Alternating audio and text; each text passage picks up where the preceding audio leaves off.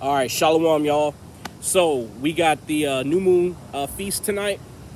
So we're gonna go ahead and do a 2-hour camp so everybody can get home, make their necessary preparations. We gonna keep it light today. It's gonna again be about 2 hours. Brothers are still showing up, so I'm gonna go ahead and get started. Yeah, but I'm gonna start by saying shalom, call halal Yahweh Shem Yahushua. My name is Haya El with Sakari San Antonio, and we're doing another lesson on the Riverwalk. Go ahead and pass by. You good? Sorry. Do you believe in the Bible at all? I don't. I'm sorry. That's cool. Thou sayest, right? You too. We ain't gonna press the issue today, but we are gonna get into some of the basics, right? Because we're not going too deep. We're gonna keep it surface level, and we're gonna go into some of the misgivings that our Christian brothers and sisters have about the Bible, right? Because a lot of our people believe all types of things. How you doing, Elder? All right, all right. Got time for the Bible today? Not too much, but I believe in the good stuff, like me. Okay. Yes, though. Yes. Afro-Latino. Okay. My grandmother's from Mexico, but she's white as white. But my father was this way. I Okay. was this way. My father, second generation. No, first generation. I was second. Okay. I've been here a long time. Well, you see this sign here, Elder? Uh, I'm looking at something farther back than that. Okay. You know, I'm 84. I was just thinking, God damn. I used to go to Post School over there on Porter and New Brownfield. And I remember this little girl. She used to get off, was it here? Yes, here. Right on the corner of Commerce and St. Mary's. She would catch two buses Excuse me, watch. to go to Post. I was living kind of close over there. But let me tell you what was hot. It was on this side of New Brownfields. And there were kids living on the other side of the street. Maybe they didn't look right, but they couldn't cross the street to go to school. They would have to go way in the shit. That's Nebraska Street and way out there. To go to school. But then the school was just across the street. That's in my time. Segregation. I used to get on the bus. Same shit. I was there. Okay. Did I see it? Hell yeah, I see it. Did I like it? No. I didn't go to school. But right now, I own a house. I don't live there with my daughter and my. The house is valued at $200,500. I didn't go to school. Okay. My grandmother was from Mexico.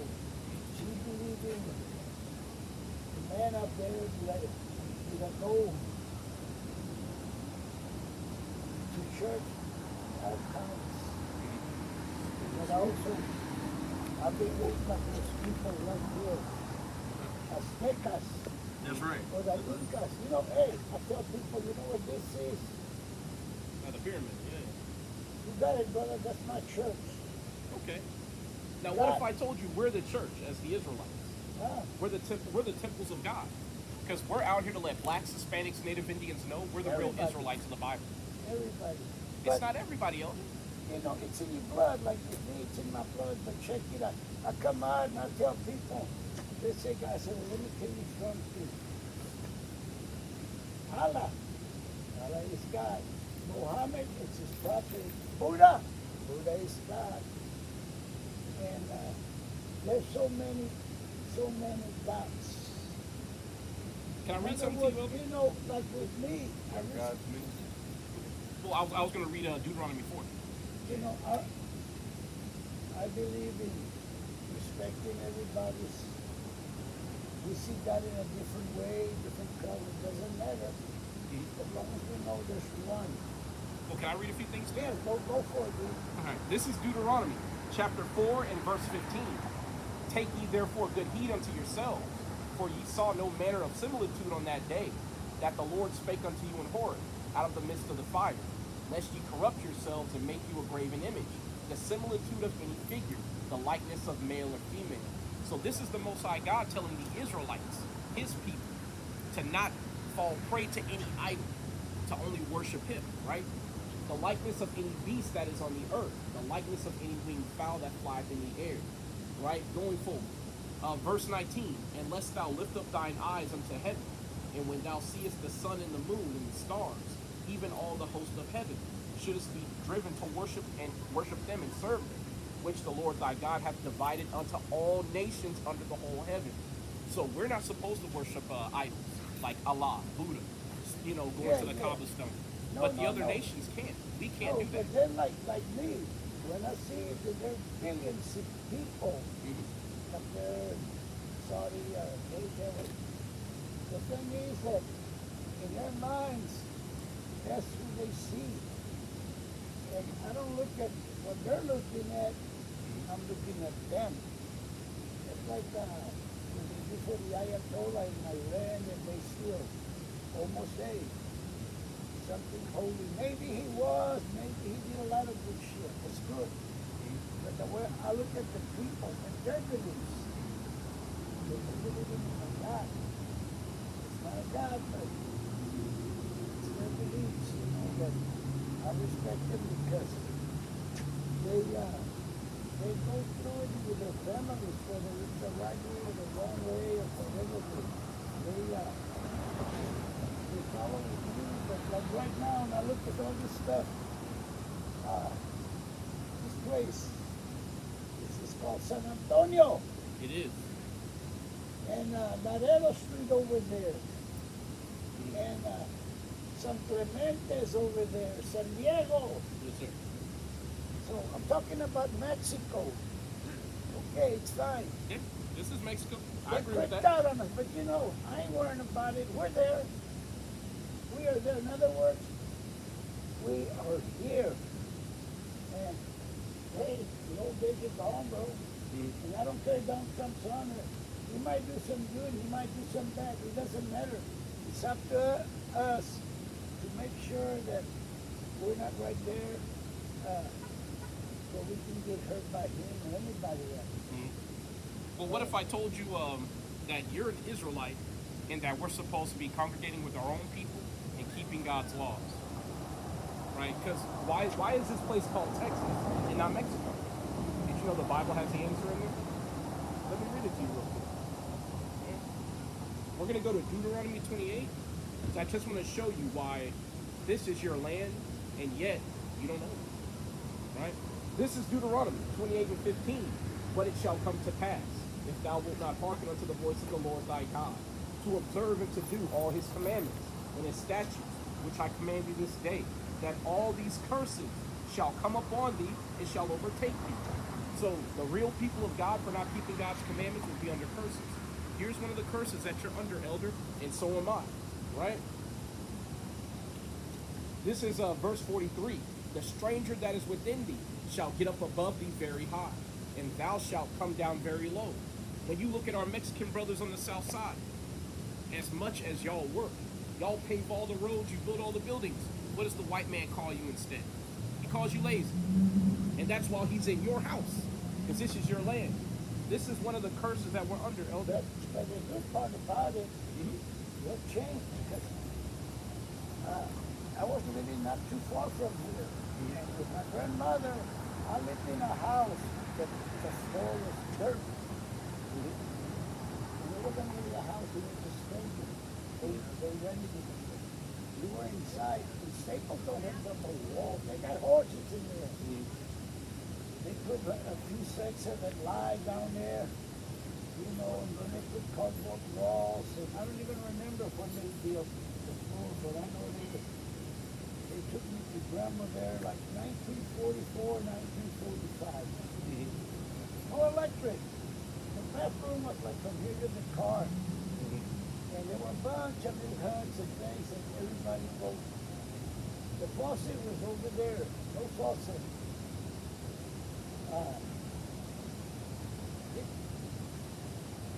It was rough. We didn't have nothing to eat, and it was cool. Was I happy? I was happy. Of course. And because I didn't know. And I went to elementary barefooted.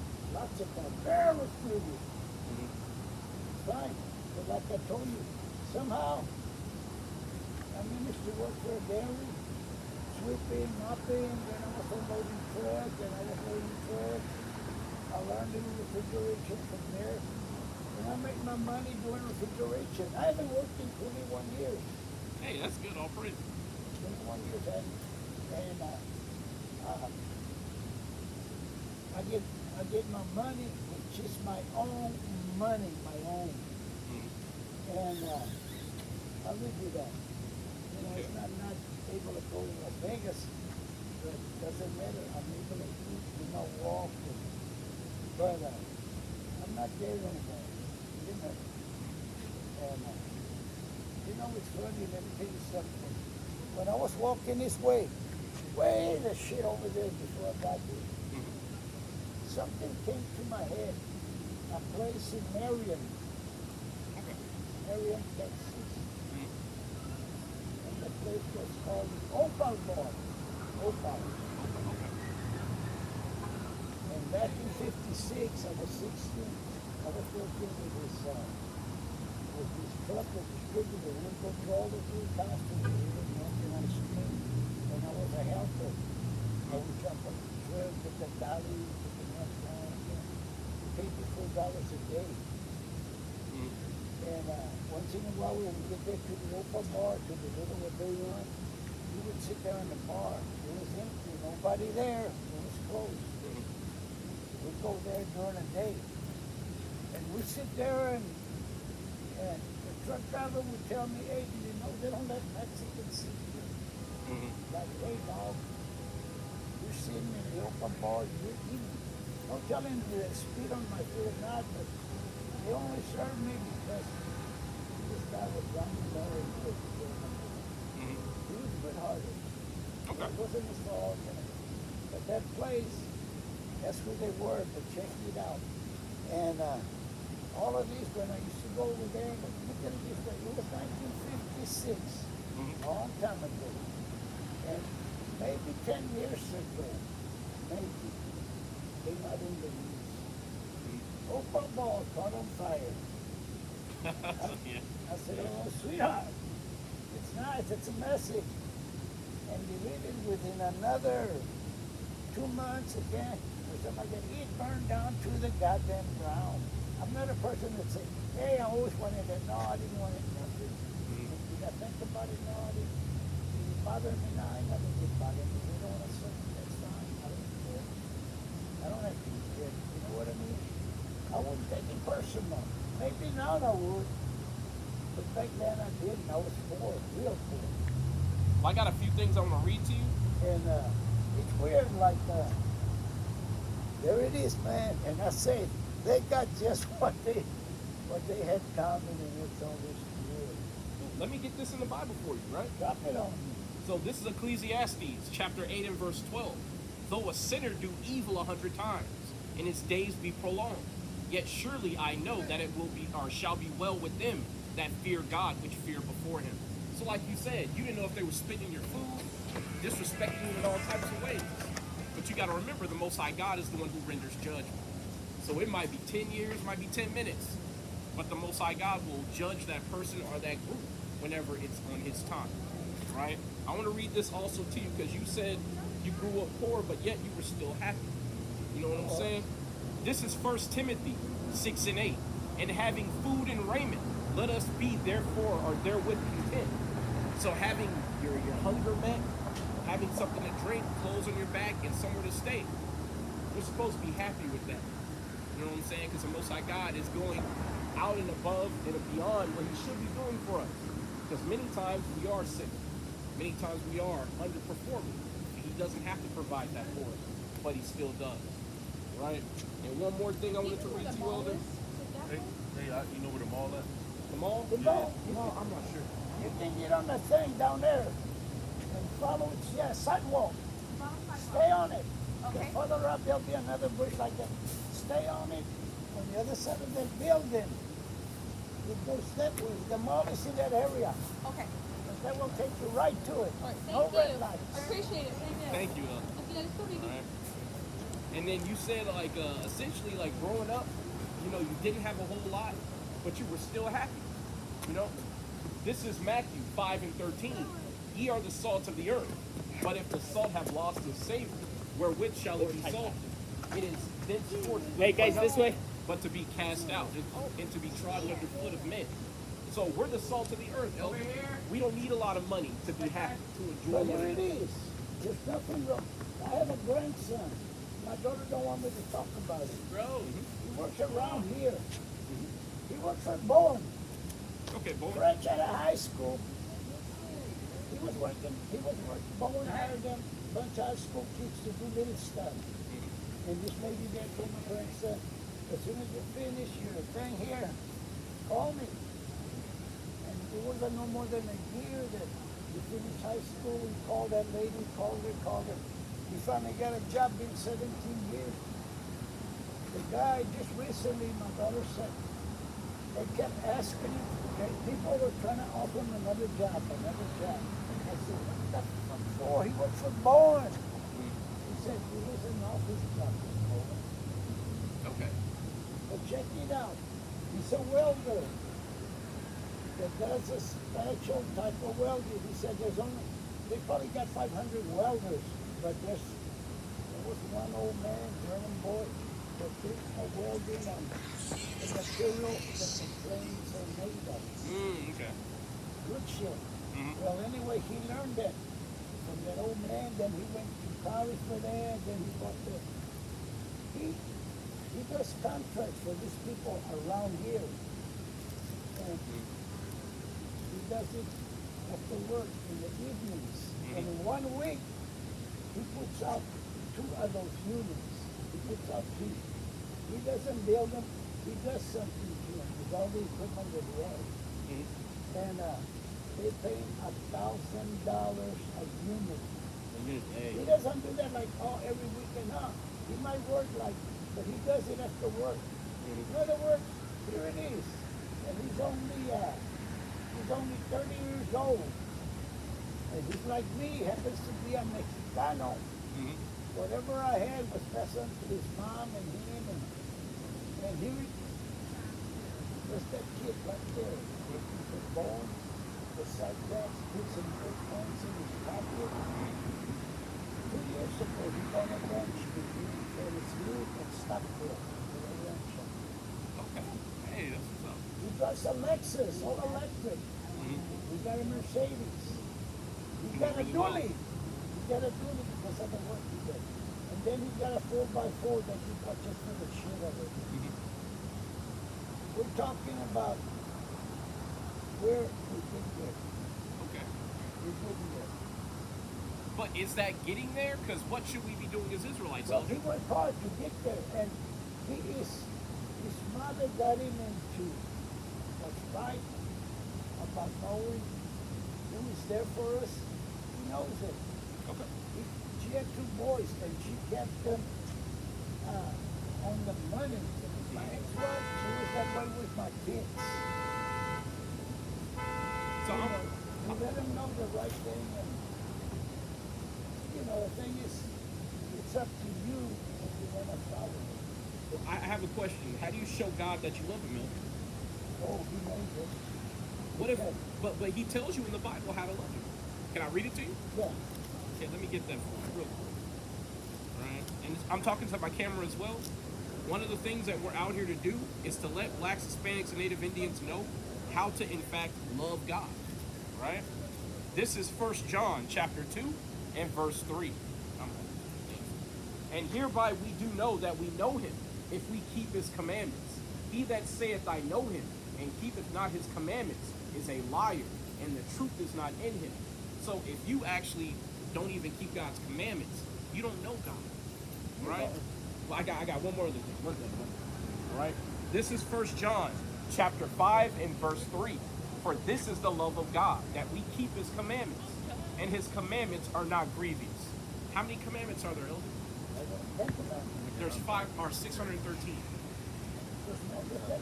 Yeah, there's 613. I don't know. But check it out. I'm not a nice guy. If that girl next door, man, she starts messing with me, look out. And I don't mean that might not be right, but this is another part of me.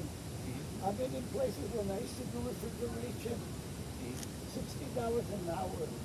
I went in this mom and pop store and they would sell little stuff, $50 and the unit gone out, and that was their main thing. The little refrigerator, the door sliding.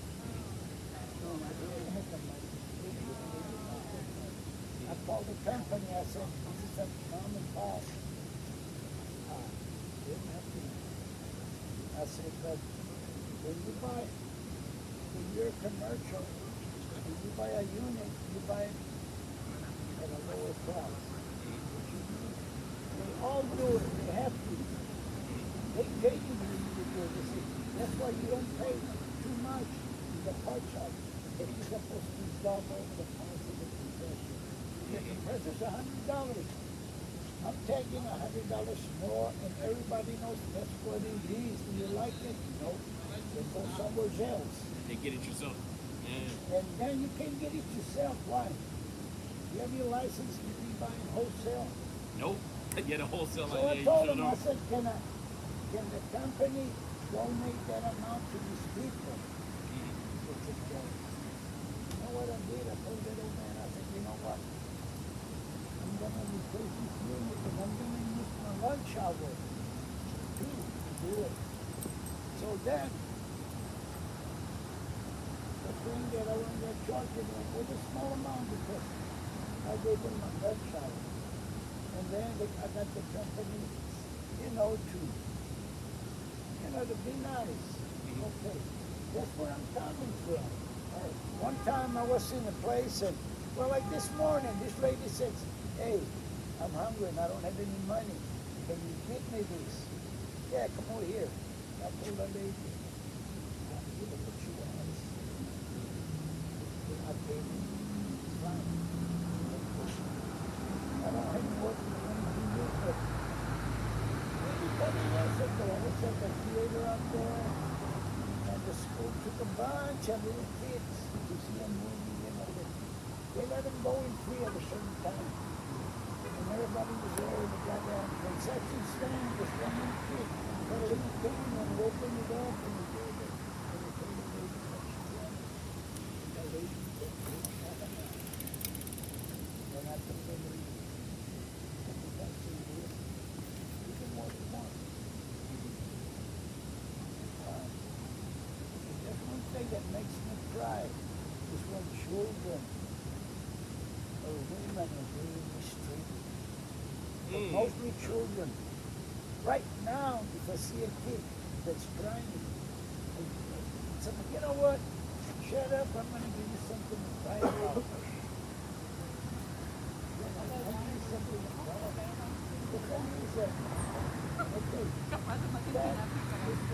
those are not commandments. Maybe they're not the right ones, like I'm telling you. Shit, if I get a chance to rock and roll, I'm going to do it. I'm breaking the commandment. But it's okay, I know that I might have to pay the price, but hey, I'm okay with it. Well, I got something for you, Elder, because what you just said was being charitable, right? To children of those less fortunate than you.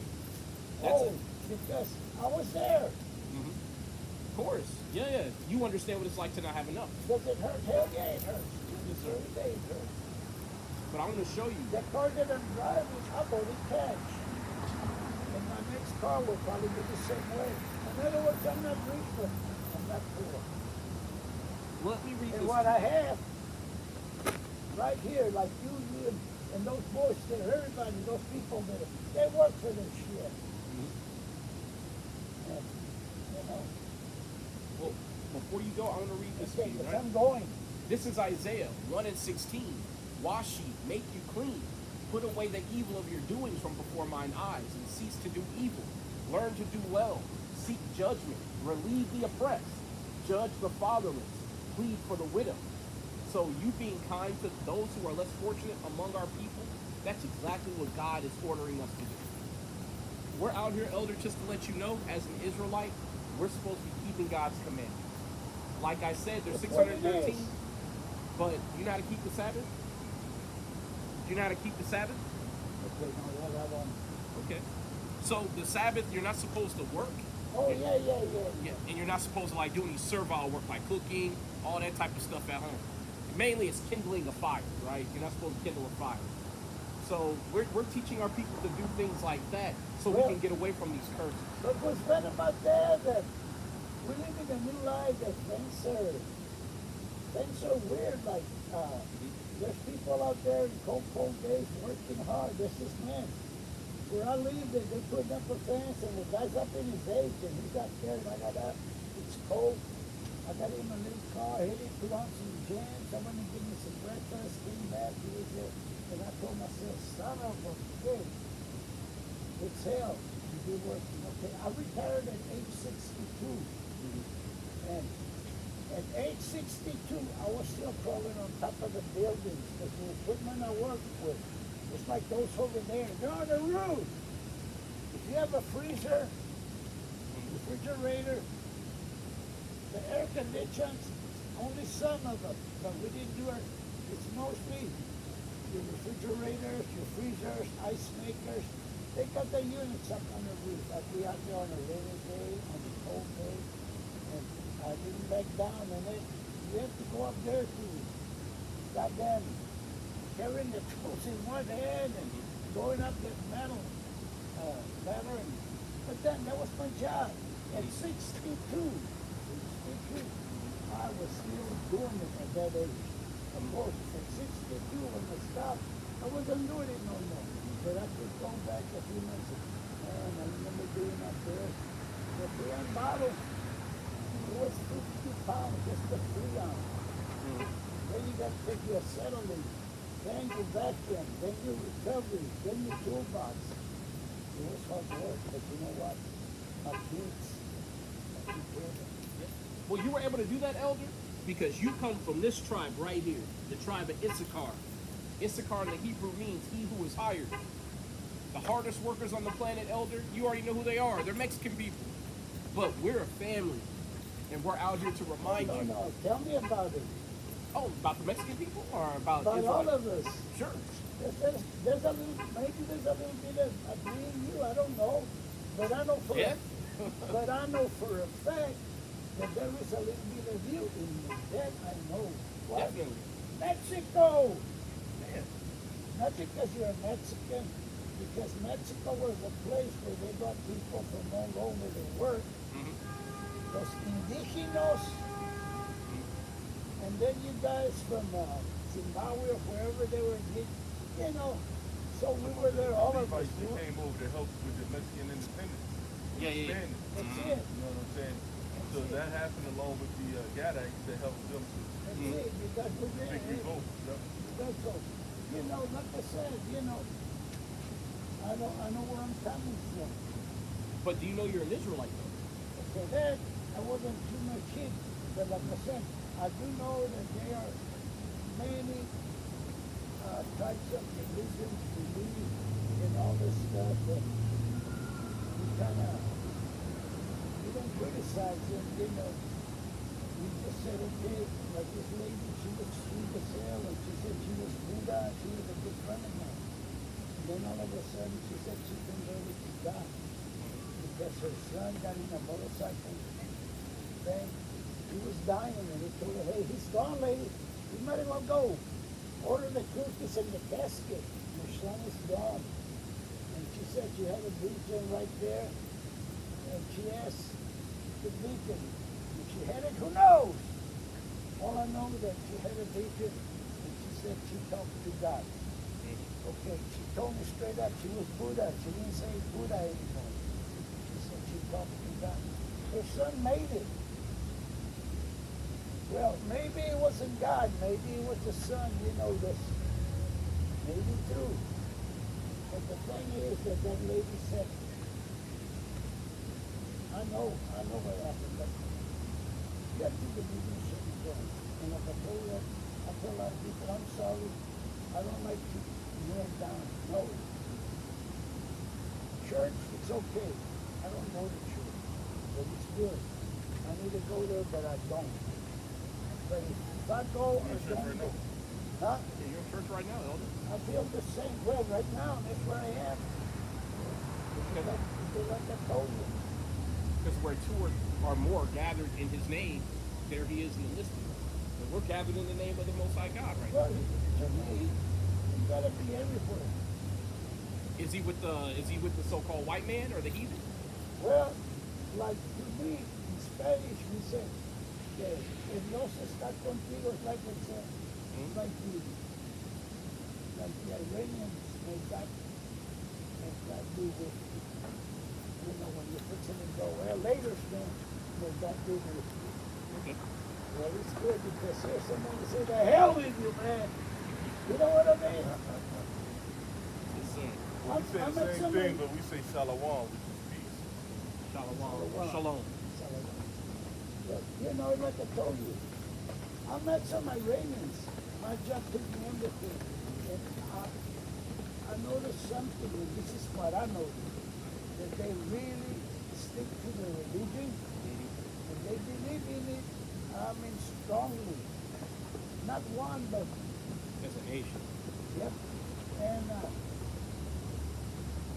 yes, they had businesses, and I would go there often enough to do repairs, and we talk, and I would listen, and they say, well, we're not like you guys have bingoes and beer. Mhm. Yes, we do. You know, so we don't have that stuff. Mm-hmm. I said, okay, let's do it. So you see, it's weird that you sit down and say, Lord, you know, I'm a good guy, this man, and but then they go outside, get a beer, and play bingo. And I'm not saying that it's bad or that it's good. I'm just saying that this, apparently it's not bad. Why? Because you haven't stopped doing it. And like they say, no, we don't do it. Back off. And they're right. Am I right? Well, where would you go to see who's right? Nowhere. I just. Yeah, you go right here in the book. But yes, but I'll tell you one thing. I went up here and I would say, these are good people. They're Christians from here. And all they're doing is not telling me that this is the right. They're just telling me what they feel. And I said, oh wow, that's what you need. That's what you need. It's good. Then it's up to me to sort it out. Because really, it's up to you. It's up to you to sort it out. You know what I mean? But just remember, there's a lot of us that are from here, and it would be nice to say who we are, where we come from, but I think it's good. Look at this dude. Este es Afro-Latino. There's a little bit of me. There's some Indian, the Aztecas, the Incas. There's a little Spanish, and maybe some French. Who knows? Is your father native Mexican by chance? Yeah, my father was first generation here. My grandma and the bunch came to the United States before there was even hey, where are you going over there? It was just a goddamn river. Back in the 30s, they came over there. We lived on like two days. But my father was born here, and then I was born here. I'm second generation. But I would, if I really want to look at it and read, there's no choice. My grandmother is white as hell. She had a big, kind of long nose. And era indígena, but white. But she was Mexican. My grandpa, I didn't get to see him, but I'm pretty sure he was white too. And On then- your mother's side. No, on my father's side. Your father's side. My father's side. But still indigenous Mexican though, even though he was white And skinned. my mother and their people, they were from Mexico, but from another group that I never got to know. But from my father, yeah, we all go back to Mexico, but What part of Mexico? huh? What part of Mexico? That's one thing. They never talked They about never it. talked about the city? No, and let me tell you what's sad about it. Everybody is dead. I'm 84. Same my family. My tias died 50, 60 years ago. My cousins, the last one, well, almost one of the last ones, because there's three that are up in their 70s. A cousin of mine, he was 86, he just passed about 2 months ago. So he didn't mention either because they never talked about it. And what's sad is that now, I say, man, I would like to know where Guadalajara, Saltillo, and the one thing I did hear from my grandmother that they had a shoe shop in Mexico. But right now, the way it is, you can go to those things, the guy that finds your roots. Shit, man, they go back to further than Columbus. You know what I mean? I want to show you something, because what you're saying, this is the reason why none of us know who we are. Our elders died and they didn't tell us. This is Jeremiah 17:4. And thou, even thyself, shalt discontinue from thine heritage that I gave thee, and I will cause thee to serve thine enemies in the land which thou knowest not. For ye have kindled a fire in mine anger, which shall burn forever. So our people, we kept disobeying God's commandments, and he put us in the hands of our enemies. And now, instead of us being taught by our fathers and our mothers where we come from, they leave us when they die, and we don't know anything about ourselves. So, Elder, I understand exactly what you're saying. You know, it's like that. You see that right there? Yes, sir. By the way it looks to me, she's a white lady. She's Caucasian. Yeah. And it's sad because everything she owns is there. You know, things happen. And it's good. You understand, it's good. It's good. But also, it's up to you. To do something. I can't even like what she should. I can't even like it. But I don't care. 84 shit, 85 cents. You can almost count on your hand now. You know, I'm shooting for 100. Okay. Whether I make it or not. But it's hard to believe when you do something it's a fact. I have never missed nothing. Never! When I was hungry and hurt, but God has done a lot for me. And I know that he's pulling me out of the fire at least maybe 4 or 5 times. And what I mean is pulling me out was times that I had real close calls. And I'm still here. So that tells me, you know what? Yeah, whenever you have a chance, just look that over, because we have resources on there, like a YouTube channel, where you can watch videos of our lessons that we give to our people to let them know that they're the Israelites. But, you know, in order, like you, maybe you can you say for sure that you were yanked out of the coffin, you know, I mean, that over there's a building, big old tall building, and I was in between some walls. If there was nobody there was a walking footpath against the wall.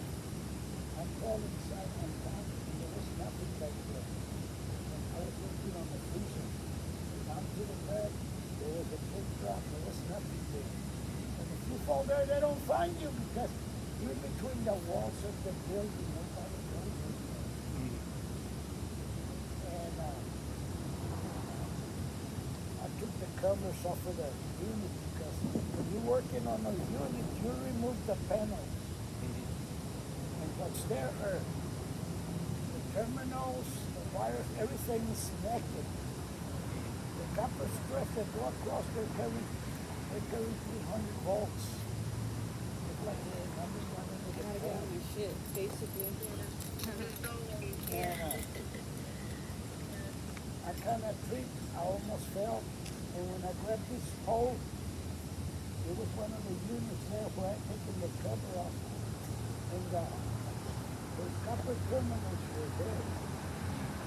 It is life because when you check in the equipment, it's got to be hot. You know what I mean? In other words, they don't have electricity. How can you check them? When I did, boom, it hit me like light. The whole place light up. And I drove back with my other people. And I stayed there knocked out, I don't know, maybe 20, I don't know. But when I got up, I looked down there. I had a wristwatch that was all metal. I've seen it. 3 pieces. You can't have 3 pieces of gum. It's gotta be once. I picked them up, and they had like little drops of metal. You know when you're using and settle in, that the metal, you see little drops of metal, hot, like water. Molten metal. Yes, Yes, sir. molten metal, just okay. Well, on those tanks on the side, they were like molten metal all the way around. There were 3 pieces. I picked them up in my hand. Right here, this one didn't burn me. Didn't burn me. And he didn't hurt me. You know, oh man, the heat. No, it happened. It was like boom. Okay. It wasn't an instant. It didn't burn me. I picked up the 3 pieces, and I wasn't electrocuted. Now, you tell me, would that be a miracle? To me, it was. Definitely, yeah. It was because the only thing it left, right here, it left it like a negative, all the way across. I could see where the thing was, you know. But then, So empty parking spot will not play either way. It's Saturday. negative all the way across. Yo, it's freaking free today. Oh my god. There was something real. Can I read something to you about what you just said? Hopefully, that's it. This is Deuteronomy 32 and 39. See now that I, even I am he, and there is no God with me. I kill and I make alive. I wound and I heal. Neither is there any that can deliver out of my hand. The reason why you didn't die that day, elders, because God said no. That's the same reason why you're standing before me today in one piece and in your right But, mind. like I tell you, I never asked you for nothing. Never. Yeah, they smoke a lot around here. Yes, Can't do no God, hey, where are you, son? Hey, man, I pass it. knew I was Don't, smelling something, man. I thought I was the only one. No, they do that a lot around here. pass it. Don't harass it. You know, I'll see you guys later because you know what? I do have some burn at home. All right. At my age, I'm 84, dude. Can I teach you one more thing before you go? Drop it on Don't me. smoke that, elder. Put it in your oven. Right? This is Genesis 1 and 29. They cook this out of it. Yeah, put it. No, well, No. you can just eat it raw. My son makes brownies, and Thanksgiving, my son's he's 59. The other one is 61. Oh, crazy. The other one's 62. My daughter is 62. But he always makes brownies, and this time he had popcorn. Okay. Popcorn. Well, let me read this to you. Hold on Okay. 1 second. Okay. This is Genesis 1 and 29. And God said, Behold, I have given you every herb-bearing seed, which is upon the face of all the earth, and every tree, in the which is the fruit of a tree yielding seed. To you it shall be for meat. In other words, it's only for food. You're not supposed to smoke it, elder. Yeah, you gotta eat it. If you What call can I yourself say, loving man? God, come on I now. look at it this way, man, and that ain't nothing. My son, he don't smoke this shit that I buy. You know, and I try to buy this and stuff, and I was telling myself, first of the year, I'm gonna start getting some hydro. Get some troll. That shit really messes you up. I know. You're not supposed to smoke it, elder. That's why I messed you up like that. But at least I sit home watching TV or listening to some B.B. King or Hey, that's what's up. That's either the I real put on blues right there. Bobby Bland, you know, and maybe reach up there and just give a little spark and then just sit down and listen to my music and stay out of people's way Okay. and you know, try to chill out these last years that I have. Okay. You know, just try to get it. But it was good to run into you guys Yes, sir. because I know we're out there, and I know they can't fuck with us no more. That's right. That's my brother over there. That's my brother. That's my brother. And you don't fuck with us no more. That's right. It's over. That's right. All praise. And I can tell you, my grandson right now is somewhere in Louisiana. He's always going somewhere. What's so born? Mexicano. Yes, sir. And he's got my blood in him. And I'm pretty sure he would know a lot about that because he is well into the education and knowing about the good things and maybe a different book, but still, we all have books, you know, and they're all written different and in different languages. That's right. So if a French person or even a Russian guy comes here and he talks to me, I don't understand him, but I see that the guy's got whatever it is. He seems to show me that he comes from the church or whatever it's called, synagogue or who knows. But I believe that we should, that at least I do, to respect Oh, that's right. whatever it is that 51. they see, believe in. You know, in other words, don't just say, no, shit, man, no, I'm with this group over here. I don't know you guys, you know what I mean? Yes, sir. Yeah.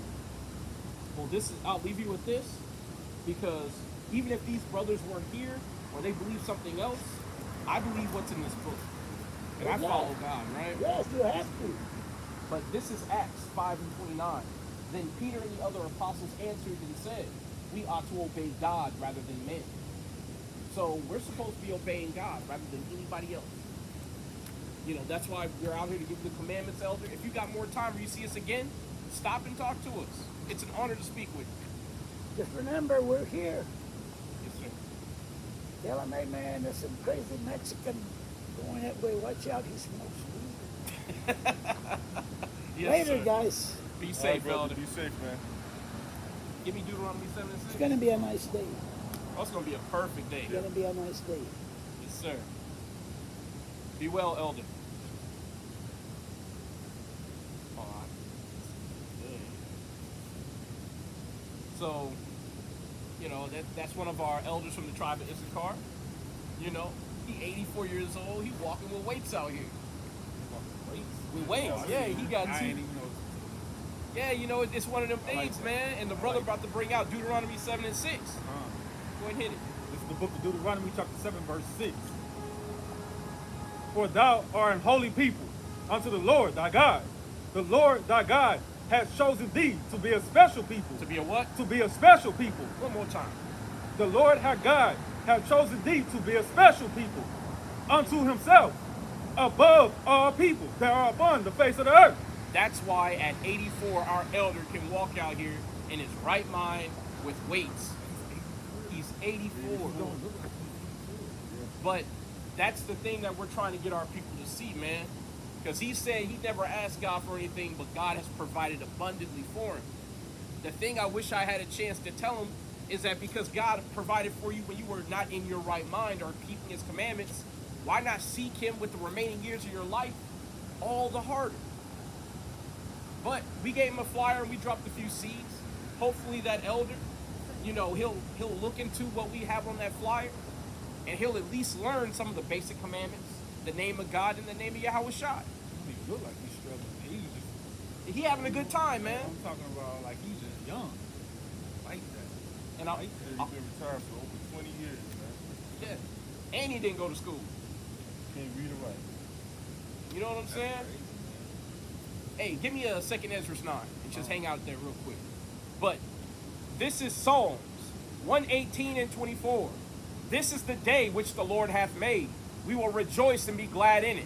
We hear that in songs all the time. You know, your mama playing the gospel songs, You hear that all the time. You forget that's in the Word of God. This is the day that the Lord hath made, and we should be rejoicing with thanksgiving that the Most High God sealed instruction in us while we slept, and it kept breath in our bodies. And that elder, he's living every day to the fullest. You know what I'm saying?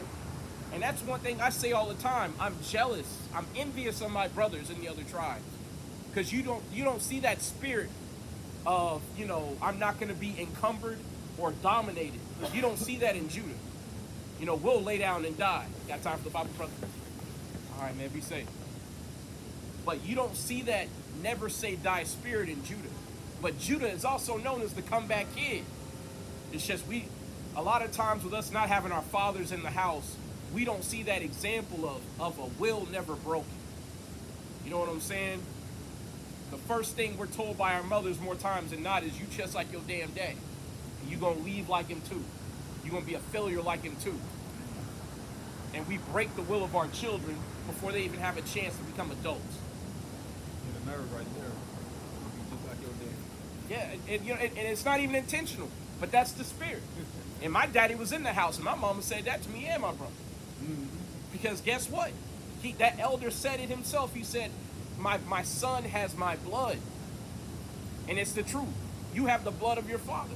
So you should be just like it. And that's one of the reasons why the women get so angry, because they want a little carbon copy of themselves, not understanding that's not your place. The seed that you push out of your body, that's going to be a spitting image of your husband, whether you like it or not. Right? But we're going to go back to the micro lesson. Second Ezra chapter 9. Yeah, I want you to get really, start at 7 and keep reading. The book of Second Ezra chapter 9 verse 7. Bring it out. And every one that shall be saved, and shall be able to escape by his works, and by faith, whereby ye have believed. So, those who are going to be able to be saved out of the destruction to come in the final judgment, it's going to be those who stick by their faith and keep God's commandments. One thing that disheartened me about the elder is that he kind of wants to do things his way. You know what I'm saying? That personal relationship with so-called Jesus is going to get a lot of our people killed. Right? Keep going, bro. Verse 8. Shall be preserved from the said perils, and shall see my salvation in my land, and within my borders. For I have sanctified them for me from the beginning. From the beginning, right? So if you're meant to keep these commandments and wake up, that's why I'm not completely dismayed that the elder wasn't receptive to the direction of those much younger than him. I understand a lot of times our elders, they take things in and they think it over in their private time, right? But one of the things that I know is that if that elder's meant to make the transition to keeping God's commandments, he gonna make it. But keep going, brother. Verse 9. Then shall they be in pitiful case, which now have abused my ways, and they that have cast them away despitefully shall dwell in torments. Now, if that elder don't turn the corner and start keeping God's commandments, this is going to apply to him and his family and everybody that he know. All you black, Hispanic, and Native American misguided Israelites, if you do not come back and return unto your God, we are reading what's going to happen to you. Got time for the Bible today?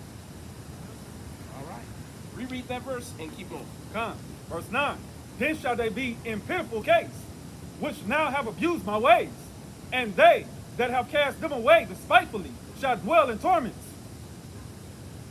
For such as in their life have received benefits and have not known me, and they that have loathed my law, while they have yet liberty. Those who hated God's commandments, those who said, I'm going to do it my way, turn the shoulder, I don't have time, I got to go to a movie, I'm celebrating Thanksgiving, whatever excuse you got. This is who this is for. Keep going. And when as yet place of repentance was open unto them, understood not, but despised it. So when God's servants are trying to get your attention, trying to break things down for you, trying to explain things to you, and you don't want to get it, and you got better things to do, what's going to happen? Go ahead and hit it, brother. And they, Salakia, verse 12, the same must know in after death by pain. By how? By pain. So you're going to die a painful death. And a lot of people think you're going to die a quick death. See, people don't realize, man, God hit you where it hurt. What if you don't care about your own life and you dying ain't gonna do nothing to you? Then that means the Most High God got to tear down things around you. Huh. And that's something you do not want God to do, because God will ruin your whole house. Right. Just to show you, hey, look, I run this shit. Everything that you ever gave forth, your children, your seed, all the things you give forth out of your own body still belong to Him. Huh.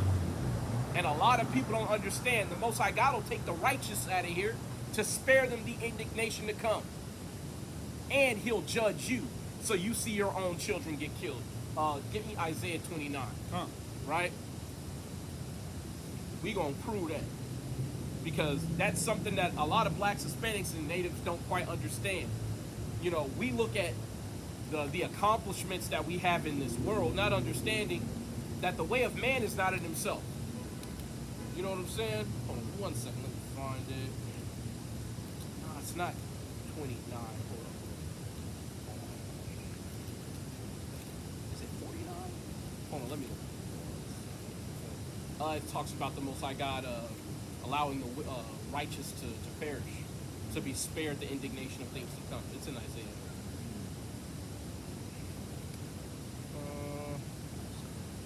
It's a lot. I just read it not too long ago. Give me a second to find it.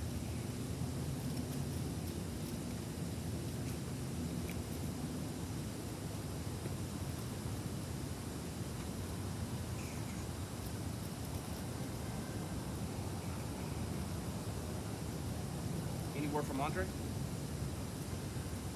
I haven't heard. Okay. Wow. You got it.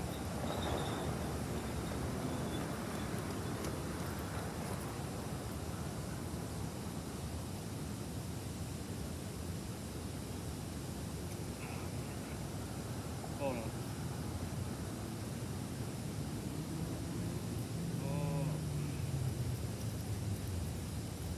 That's fine. I'll get it while I'm teaching, because yeah, it's somewhere in Isaiah. It might be in Jeremiah though. But either way, oh, there it is. I found it. Damn, glad I kept looking. It's Isaiah 57 and 1, right? And that's the spirit. We just about to give up, and the Most High like, nah, you need this, right? Go ahead and bring this out. But this is something that we try to explain to our people, right? The righteous never perish, because death does not separate you from the hands of the Most High. Y'all got time for the Bible today? A couple minutes? 2 minutes. 2 minutes. All right, that's it. You know what I'm saying? And we just talked about that. That's the spirit. You know what I'm saying? We asked blacks, Hispanics, and Native Indians to dedicate 2 or 3 minutes to their God. And they got excuses. But when they need help from God, man, they put in that collect call like Jesus is on the main line. Not understanding, you don't get to tell him what you want, because you never gave him any time. You know what I'm saying? What service do you know of in this entire world where you can operate in opposition to that institution and then call them and get something for free? That's how our people think God behaves. And an unjust balance is an abomination unto the Lord. So you don't get to spit in God's face and he turns around and blesses you. But our people are about to get a sore reminder of that once they hear them air raid sirens going off. Because Russia has already said in the next 24 to 48 hours, they have a massive attack prepared for the UK and for France. And they said, hey, we ain't even gonna tell y'all what we gonna do. Just know it's coming, and you can't stop it. And when we finally do attack you, we gonna call you a couple of minutes in advance to get the civilians out the area. But the reality is of it, that for the most part, if you in the area or in the crossfire, your ass gonna die. And that's what's gonna happen here in America.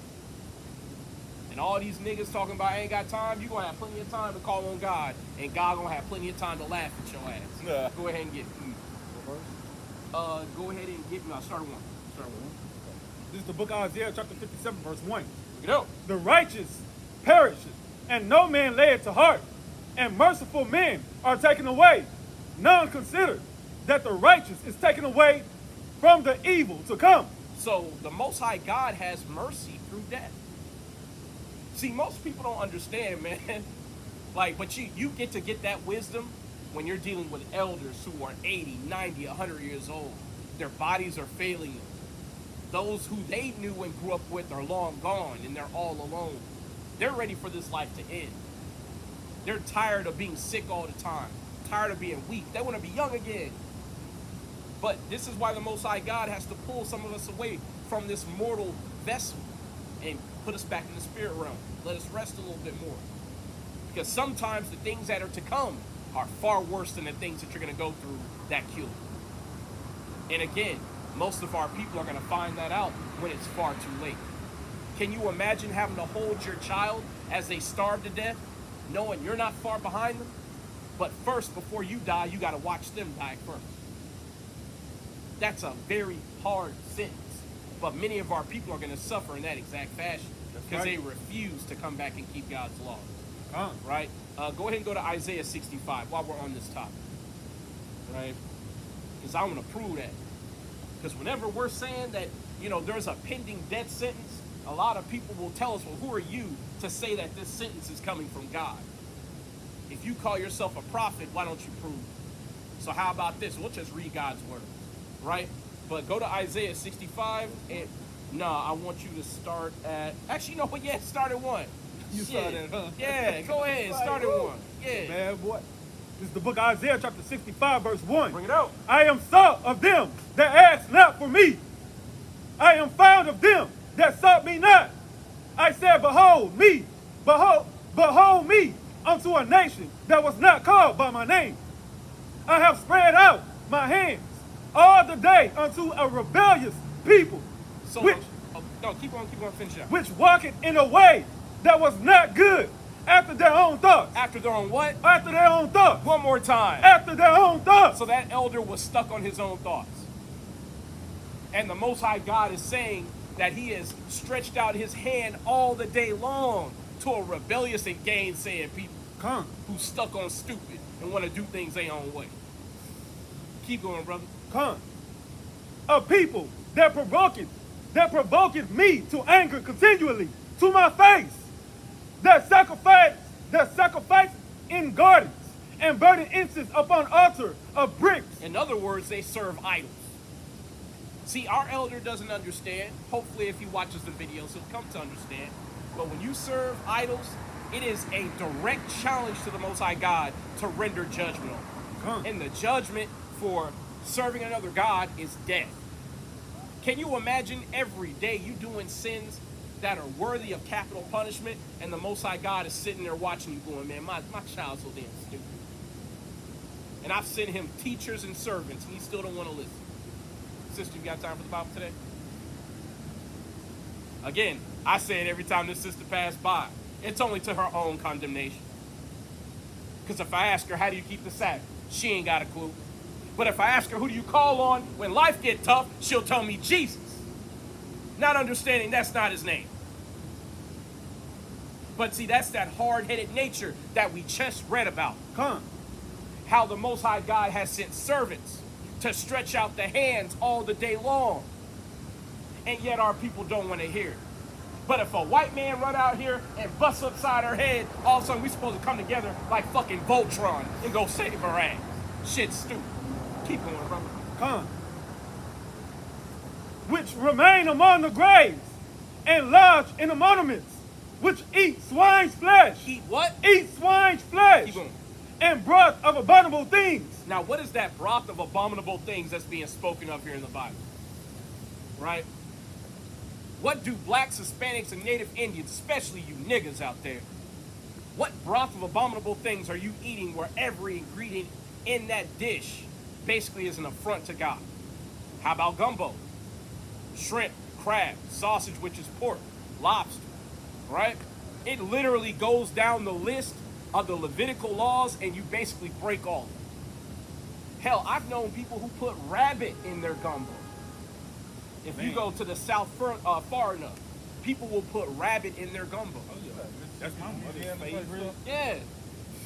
But that goes to show. You know what I'm saying? The Most High God, Benden had our number. And he's describing how our people provoke him to his face. And most of our people don't even understand, as they profess themselves to be righteous and holy, that the things that they do to celebrate God are an affront to God. Keep going, brother. Huh. Which say, stand by thyself, come not near to No, me. read four. Salakia. You good? Read it again. Yeah, read again. Which remain among the graves, and lodge in the monuments, which eat swine's flesh, and breath of abominable things is in their vessels, which say, stand by thyself, come not near to me, for I am holier than you. Keep going. These are a smoke in my nose, a fire that burneth all the day. So to those of our people who are too holy to receive correction, too holy to associate with their own brethren, this is a irritant to the Most High God. If you've ever had smoke in your nose, it's not pleasant, right? And the more smoke and the hotter it is, the more unpleasant it is. And that's how it is when we're holding ourselves in the light that we don't occupy to separate ourselves from one another. Y'all got time for the Bible today? A couple minutes, brother. Not today. Nah, we remove. Thou sayest. Thou sayest. All right? Now, we're about to get into the meat and potatoes of this, right? I want you to go down, and I want you to go to verse 11, and we're going to read down. Because our people, they are determined to not have time for the very same God that they call on when they get in trouble. And that's the thing I don't understand, especially to the black man. You constantly getting pulled over by the cops. You constantly getting fired from your job. You're constantly having friction here in this kingdom. Meanwhile, the Most High God is literally telling his servants to take to these streets to teach you his ways at the peril of their own lives. And yet you don't have time. And that's exactly why when the white man finally says, you know what, fuck it, I'm kicking in doors to kill you niggas, and you call on God, God ain't gonna be there to raise up that standard for you to escape. Go ahead and get that. The book of Isaiah chapter 65 verse 11. Bring it out. But ye are they that forsake the Lord, that forget my holy mountain, that prepare a table for that truth, and to furnish the drink offering unto that number. So we had two pagan gods. The god called Mini, and ironically a god called Gad. The god Gad was like a god of war. And then Mini was a god of fortune, right? It's like people who pray to God before they go gamble and waste all their money. It's the same shit, right? But this is talking about our people who are serving idols, right? And most of our people are serving idols thinking that the Most High God is going to operate on their behalf. Let's see how God's going to get down. Keep going. Gone. Therefore will I number you to the sword, and ye shall all bow down to the slaughter. Because when I called, ye did not answer. When I spake, ye did not hear, but did evil before mine eyes, and did choose that wherein I delighted not. So this is straight out and straight up. When the Most High God sent his servants to bid you to repentance, many of our people said, I got better things to do. I got my own way of life to keep. I'm not interested in what you got to say. Not understanding that everything you do is being recorded. Everything. And you're going to have to answer for that stiff-neckedness in the day of judgment. You already in the book of life. So you just want to block yourself out? Yeah. That's crazy. Essentially, yeah. Basically, it's like a full list. But those who ain't meant to make it, your name get crossed out somewhere along the way. I just pray that the Most High God sift us not from his presence and allow us to keep his commandments unto the very end. But keep going, brother. Come, verse 13. Therefore, thus says the Lord God, behold, my servant shall eat, but ye shall be hungry. Behold, my servant shall drink, but ye shall be thirsty. Behold, my servant shall rejoice, but ye shall be ashamed. So the Most High God is letting it be known, when there's famine in the land, God's servants who diligently keep his commandments, they're going to be good. But the rest of y'all going to be in trouble. And this is something that we're trying to tell our people, right? Because America is already starting to show signs of wear and tear, where food and goods are not getting to these grocery stores in a timely manner. Go into your grocery store midway through the day after 5 p.m. You will see that a lot of these areas are completely empty, right?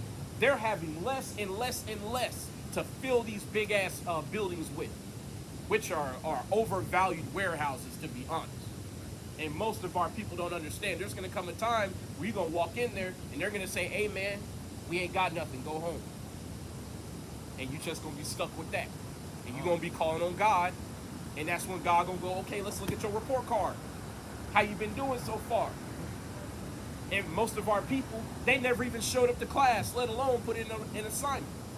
You got to remember, man, everybody got this assignment. Whether you show up to learn or you just completely abstain, you still gonna get a grade for it. Keep going, brother. Con. And ye shall leave your name for a curse unto my chosen. For the Lord God shall slay thee and call his servants by another name. So what's gonna happen to those who break God's commandments? You're gonna be an example to everybody else who keep God's commandments. You're gonna be that one example where people bring up, damn, I don't want to die like so-and-so did. Man, I sure don't want to get killed by no white folks. Being conjoined hand in hand with these people when all hell breaking loose. See, it's gonna get a lot easier to teach those who are on the fence if the Most High God spared them, because they're gonna be shown an example of what it means to break God's laws and suffer for it. Keep going, brother. Con. That he who blesseth himself in the earth shall bless himself in the God of truth. And he that sweareth in the earth shall swear by the God of truth, because the former troubles are forgotten, and because they are hid from my eyes. So during that day, you ain't gonna have to convince the Israelites to swear an oath unto their God and to follow through with it. You won't have to convince them, because the convincing is gonna be done through God's judgment. That's all right. I need with that, right? But I wanted to keep things light today, and I'm gonna stick to what I said. Sir, if you don't mind, can you grab me, because we're gonna tackle a few micro understandings that people have about the Bible. We're going to start basic. We're going to start with, who is salvation for, right? Can you give me Acts 13 and 22 through 23? Right? 13 and 22 and 23. Right? These are just small little hits that you can use if you are having, a kind of back and forth with somebody who's a Christian, and let them know, hey, look, salvation is only for God's people. Go ahead and get it. Con, this is the book of Acts, chapter 13, verse 22. Bring it out. And when he had removed him, he raised unto them David to be their king, to whom also he gave testimony and said, I have found David, the son of Jesse, a man after my own heart, which shall fulfill all my will. So, and keep going. One more. Of this man's seed had God, according to his promise, raised unto Israel a Savior, Yahushua. So, cool. So that's pretty much a plain, dagger, if you will, right? Not a whole lot of frills to it. The Most High God rose up a governor, a leader, a king for the Israelites. That's right. Can you give me Matthew 2 and 26? Con. Because that ain't the only place that it says this at in the Bible. You know what I'm saying? Like, one of the things about the destiny and the role of Yahushua is that it's been painted out over and over and over again. Go ahead and get it when you got it. Matthew's 2 and what? 2 and 26.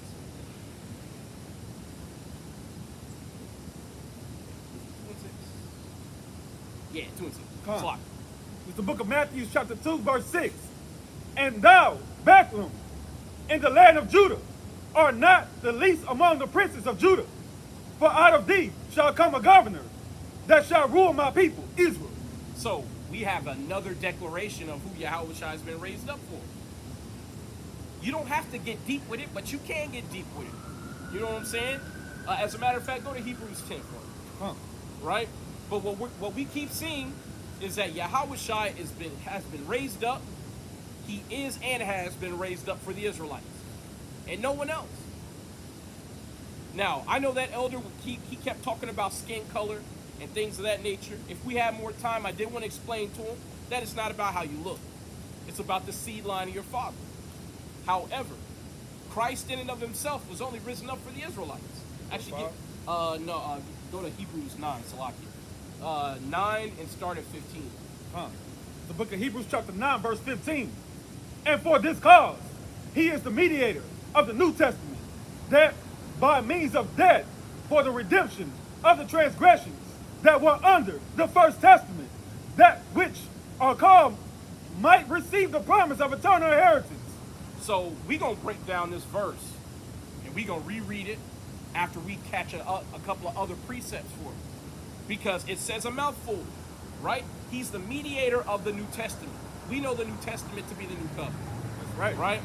So we are going to transition into the New Covenant through the blood of Yahushua. And he shed his blood for the remediation of those who are under the Old Covenant. Well, who's under the Old Covenant? Go to Psalms 50 and 5 for me. We're going to come back here. And I'm adding on to these basic little themes that I have here. You know what I'm saying? Because it's only 3 verses I got written. But this is where you can use a little to produce a lot. Because once you start precepting out your Bible, you'll see that it's a repetitive message all throughout the book. So one lesson that's very small, 5 minutes worth, you can turn into a lesson that goes for hours. Right? Go ahead and get it when you got it. The book of Psalms chapter 50 verse 5. Gather my saints together unto me. Those they have made a covenant with me by sacrifice. With what? A covenant with me by sacrifice. So we know those who made a covenant with the Most High God through blood sacrifice were the Israelites. Where Moses sprinkled half the blood upon the altar, half the blood upon the people. Right? So we know that, again, we are those very same people that the Most High God made that covenant with. That's right. Can you go to Matthew 27? Huh. There's a reason why when Yahushua was about to be crucified and Pontius Pilate attempted to wash his hands of the affair, the people said, may his blood be upon us and our children. Because they understood, according to prophecy, who Yahushua was shedding his blood for. Right? Go ahead and get that and start at 20. Huh. The book of Matthew chapter 27 verse 20. You know. But the chief priests and elders persuaded the multitude that they should ask Barabbas and destroy Yahushua. The governor answered and said unto them, Rather of the twine will ye that I release unto you? They said, Barabbas. So our people they desired a murderer be set free over Yahushua. Now, you'll see a lot of heathen, they'll go, see, that's how wicked your people were. Y'all wanted the company of a murderer instead of the company of the Son of God. But it could have been, it could have been Moses who was on the other side of that judgment, where we would have had to, have a prisoner exchange, Yahushua for Moses. We would have had to, basically, unfortunately, sell Yahushua out. But why is that? Because according to prophecy, he had to be crucified. And that was the way in which Yahushua was going to get the job done. So Barabbas was a means to an end. Because you notice, after we made that exchange, Barabbas is not mentioned anymore in the Bible. At least by name. Right? But keep going. Con. Pilate said unto them, What shall I do then with Yahushua, which is called Christ? They all say unto him, Let him be crucified. And the governor said, Why? What evil had he done? But they cried out the more, saying, Let him be crucified. Keep going. When Pilate saw that he could prevail nothing, but that rather a tumult was made, he took water and washed his hands before the multitude, saying, I am innocent of the blood of this just person. See ye to it. Then answered all the people and said, His blood be on us and our children. So our people knew what time it was. You got to understand something. There was a reason why in the multitude you had the scribes and the Pharisees and the high priests spread out among the people. They were purposely rabble-rousing, convincing the people to demand the death of Yahushua. But why would they do that? Can you go ahead and go to John 18 and 14? Book of John chapter 18 verse 14. Bring it up. Now, Cephas was he which gave counsel to the Jews that it was expedient that one man shall die for the people. And Simon Peter followed Yahushua, and so did another disciple. That disciple was known unto the high priest, and went with Yahushua into the palace of the high priest. Actually, hold on one second. I'm going to get a better precept than that.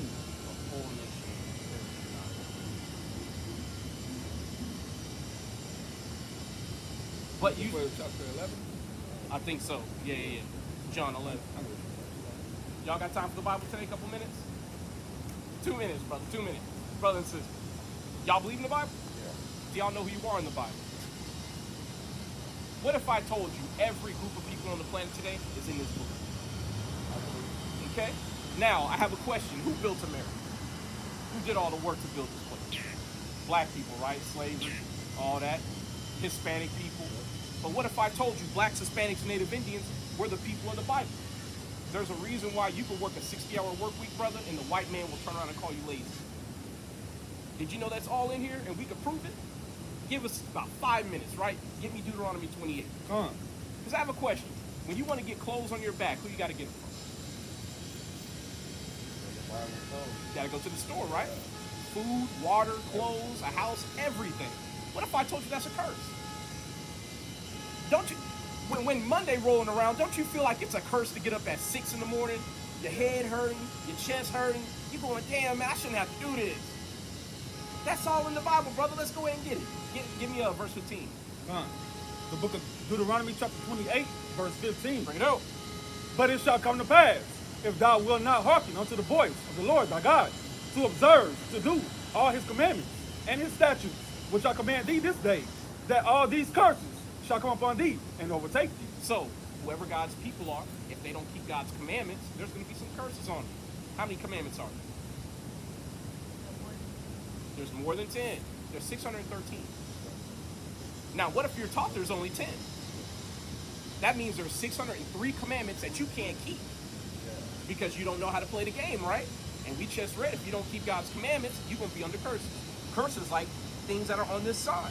You see this man right here? He's beating our brothers and sisters' backs in. Now, we're going to read some things out of the Bible to prove to you that that was all in the Bible.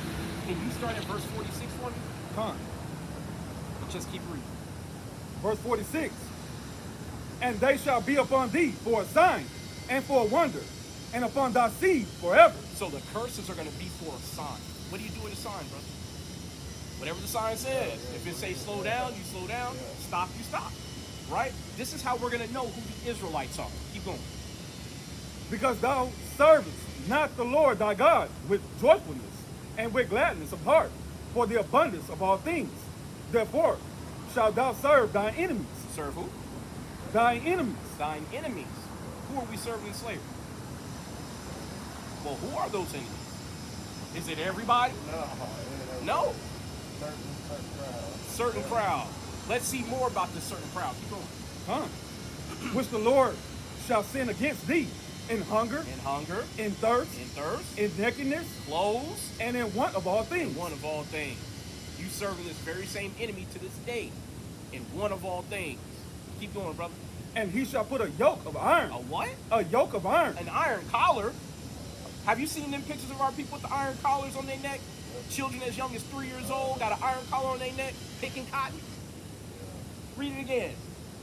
And he shall put a yoke of iron up on thy neck until he have destroyed thee. Now, when they took those iron collars and the iron shackles off of us, how many of us said, you know what, this is wrong? We're going to go ahead and kill them damn crackers for doing this to us. No, you didn't do it. Our ancestors didn't do it. Because we still here. You should want to do it, but our ancestors didn't. Why is that? Read that last part again. Until they be destroyed. Until he have destroyed thee. So, that once they took the iron collars off the neck, we were mentally destroyed. You ever have a dog? When your dog knows what to do, where to go. When you wake up in the morning, you have a routine. What if you put a shock collar on your dog and you tell him, do not come out of this room? Whenever he goes past the doorway, it shocks him. About 3 or 4 times, he might try it. He might even try to tough it out. But eventually what happens? He stays in the room. What if you take the collar off? He thinks he's going to get shot, so he stays in the room. Now, how many jobs have you been on where every black person, you say something, they in your face? And sister, you know this more than me. Black people be in your face all day long. But let that white man walk in the room. Everybody like, oh, yes, sir. I just don't want no trouble, sir. And they start buck dancing and all that shit. It's right here in the Bible. Keep going. The Lord shall bring a nation against thee from afar, from the end of the earth, as swift as the eagle flieth. As swift as what flying? As swift as the eagle flieth. What's the animal for America? How about Spain? Or Spain? Spain. It's the eagle. When you look on the Mexican flag, it's a bird, right, clutching a snake. That's an eagle. It's just a brown eagle. Yeah. Now, how about Germany? It's the eagle. How about Britain? It's the eagle. How about Greece and Rome? It's the eagle. It's the white man, in other words. Keep going, brother. A nation whose tongue thou shalt not understand. A nation of fierce countenance, which shall not regard the person of old, nor show favor to the young. Remember how I said they put those iron collars on the old and the young? The little kid out there picking cotton, bag longer than he's tall. And he putting the cotton in the bag looking like his life is over. And it's shit started. It's in the Bible. Right? So I have a question. If we're still in the hands of these people who have us on the bottom, we're serving them in one of all things, how do we get on the top? Breaking the commandments got us in this. So how are we going to get out? Give me verse 1 in Deuteronomy 28. There you go. I don't want you to spoil it, though, because I want him to get it, too. Y'all married? Now, I'm going to tell you, sex is marriage. See? Now, this is why I got to bring you back to your heritage. Because I'm going to tell you, our sisters have it right. You know, when you sleep with a woman, in her mind, we go together. But in a man's mind, we're like, well, shit, I got the draws, let me get up out of here. I'm a player. But you're creating whoredom in the midst of your people. And then before you know it, you got another brother calling your phone talking about, I'm coming to kill you. Because you've been with his woman. You see what I'm saying? That wouldn't happen if we stayed with each other. But, okay, all praises. But get that verse 1 for me. Verse 1, and it shall come to pass, if thou shalt hearken diligently unto the voice of the Lord thy God, to observe and do all his commandments, which I command thee this day, that the Lord thy God will set thee on high above all nations of the earth. Above who? All nations of the earth. So, I have a question. When you play football, basketball? You play any sports? Okay. What you like? Play video games? You don't like to do nothing? No, not really. Work? Yeah. What's your father, if you don't mind me asking? Is he black, Hispanic? He's Guyanese, South American. Guyanese? Yeah. Okay, so you come from the west coast of Africa. Oh, no, West Indies. West, South American. South Indies. Yeah. That's West Indies. Okay, cool. So you likely from the tribe of Benjamin, right? So that would be Banyamin in the Hebrew. You can see here on this sign, you got Benjamin here. Brothers like Kimbo Slice, right? But the thing is, it's not about how you look. It's the seed line of your father. The reason why I'm trying to give you a tribe is because I can describe who you are according to the prophecies of the Bible. Benjamin is prophesied to be like a wolf. Are you familiar with how wolves hunt? So. Yeah, they don't just ambush and kill prey. They stalk their prey for miles. And they work very, very hard. And once they've killed their prey, they divide it amongst one another. Very honorable when you see wolves in their social dynamics, right? And sister, are you a so-called black woman? American black woman? So you from the tribe of Judah, right? Judah means God's praise. Who are the best singers and dancers on the planet? It's us. You can admit it, right? But how do you praise God? Singing and dancing. Yeah.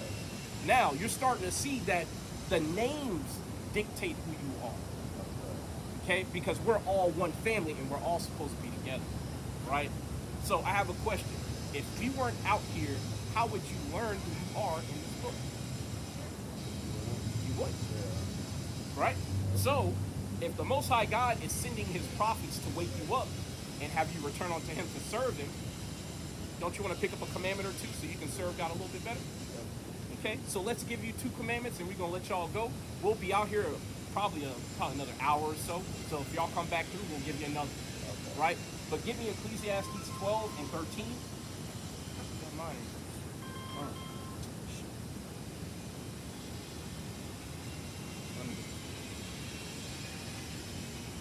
Wait. The book of Ecclesiastes, chapter 12, verse 13. Let us hear the conclusion of the whole matter. Fear God and keep his commandments. For this is the whole duty of man. So your whole duty as an Israelite is to fear God and keep his commandments. Because that's our whole duty. Right? Remember how we said if you don't keep God's commandments, then curses fall on you. Yeah. Right? Now, what if I told you the curse of slavery is in that very same chapter we read earlier? I'm talking about everything, including the boat ride over here. Yeah. Get that in verse 68 of 28. Right? Because you just found out that our whole duty as Israelites is to keep his commandments. As you know, our people break God's commandments all the time. But let's see what God has done to us as a result of breaking his commandments. There's a reason why I'm ordering it like this, so you can see that we have a duty, we break that duty, God responds. He always responds. And you know that because when you're in a low estate, tough situation, you pray to God, and don't he respond? Yes, he does. But it ain't for free. Get that for me. The book of Deuteronomy chapter 28, verse 68. And the Lord shall bring thee into Egypt again with ships. So what is Egypt in this context? Are you familiar with where Israel is in Northeast Africa? Okay, so you have the land of Israel. Actually, as a matter of fact, I don't have to describe it. I'll show it to you.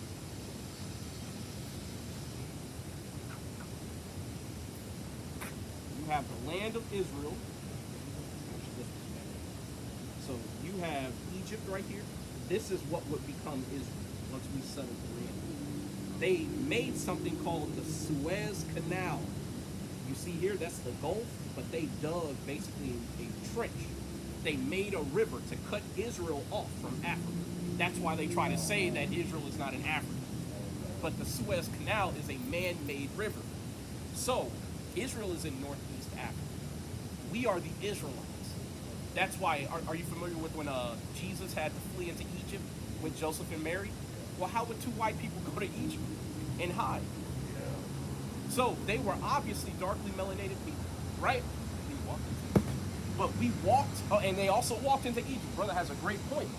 So the Most High God is promising that we would go by ship into Egypt. Why were we in Egypt the first time? What were we doing in Egypt? Were we having a good time? Or were we slaves? Mm-hmm.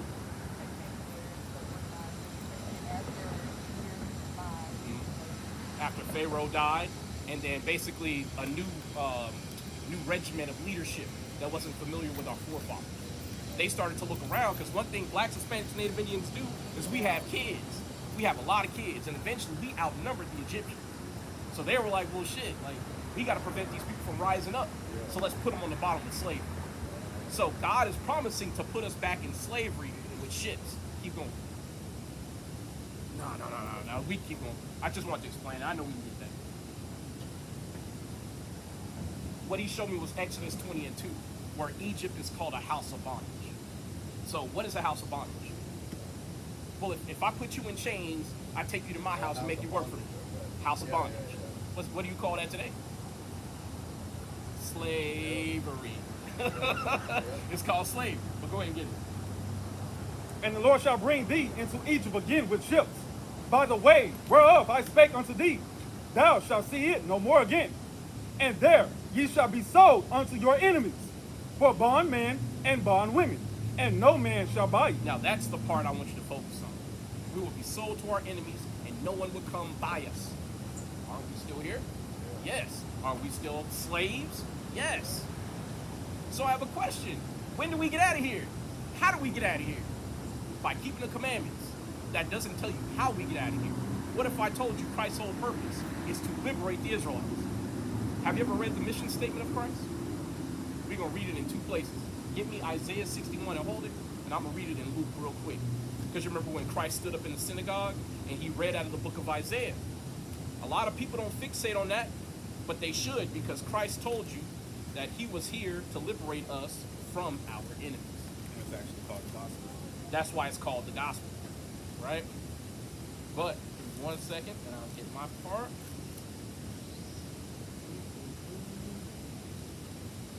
This is Luke chapter 4 and verse 17. And there was delivered unto him the book of the prophet Isaiah. And when he had opened the book, he found the place where it was written, the Spirit of the Lord is upon me, because he hath anointed me to preach the gospel to the poor.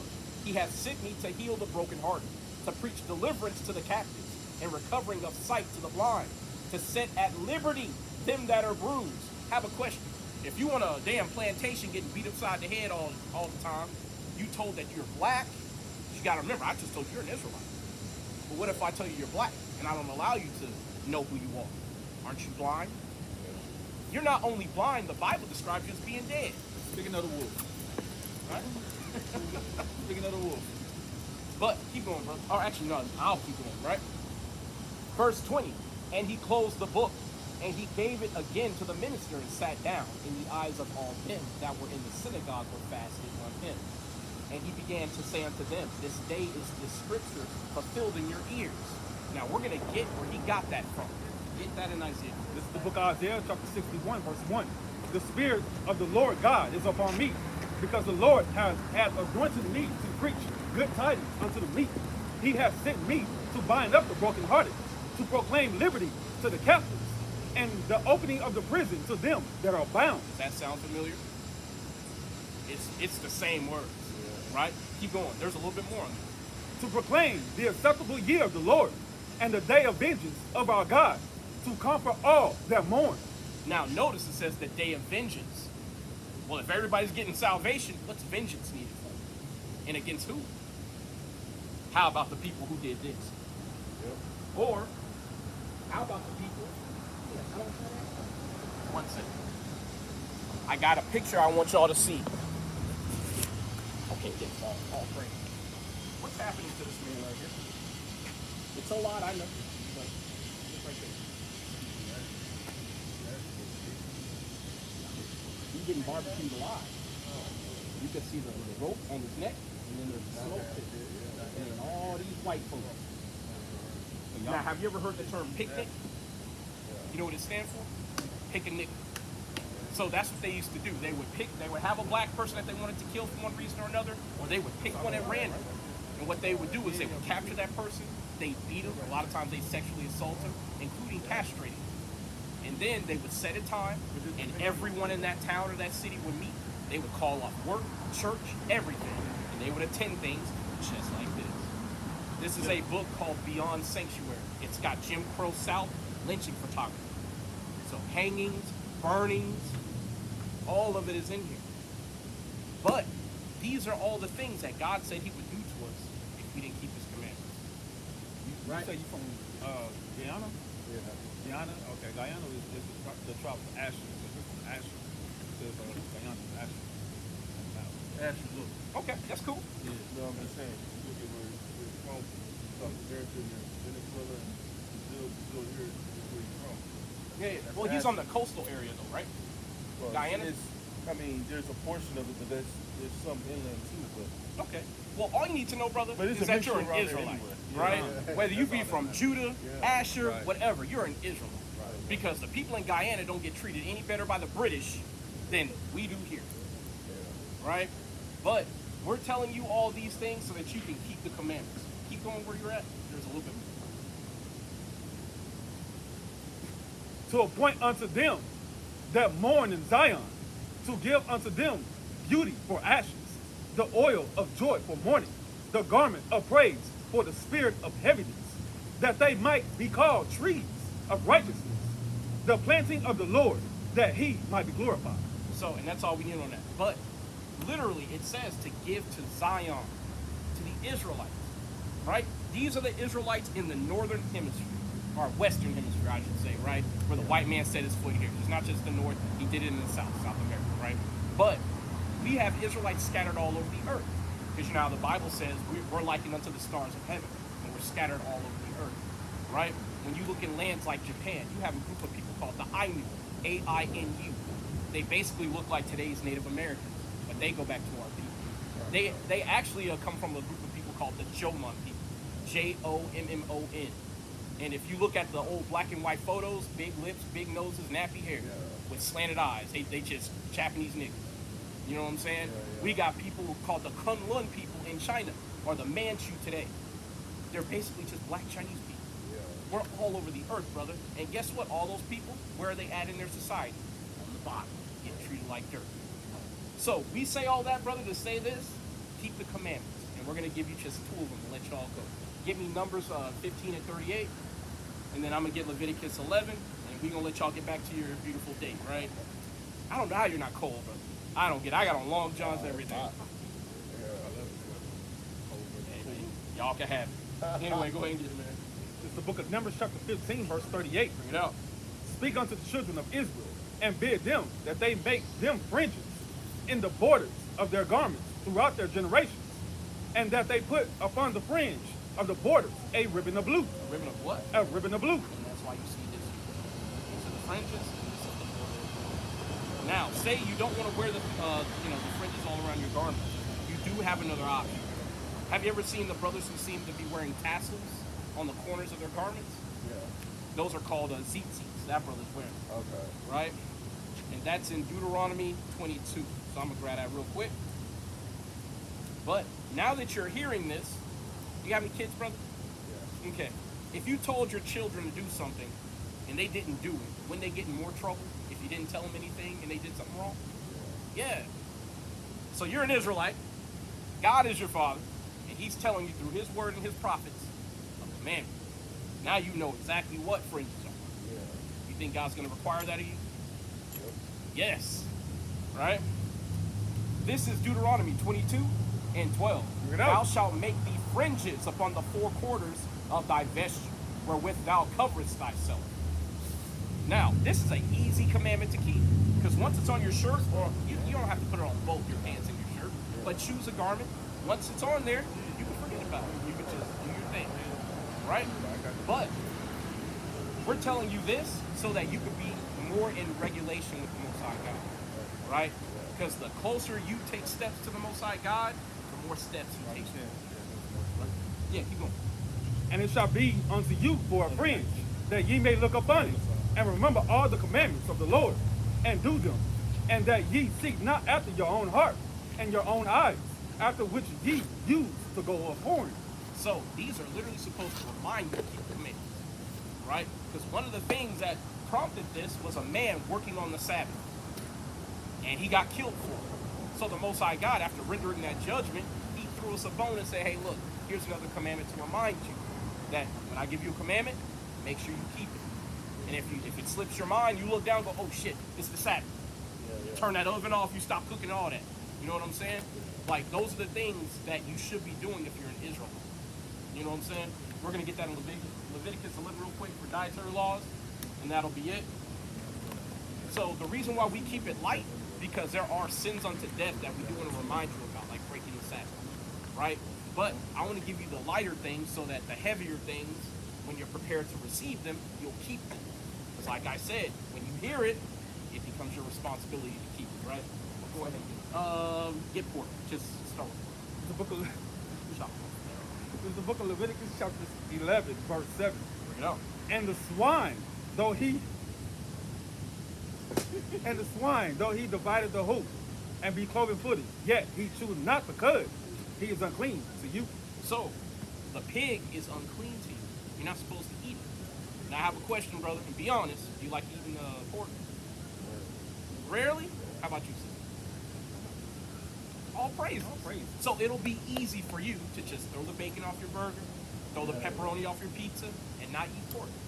It becomes that much simpler if you already don't eat it. But keep going, 'cause there's more to it. Of their flesh shall ye not eat, and their carcass shall ye not touch. They are unclean to you. So not only can you not eat pig or pork, you can't even touch dead pig. I have a question.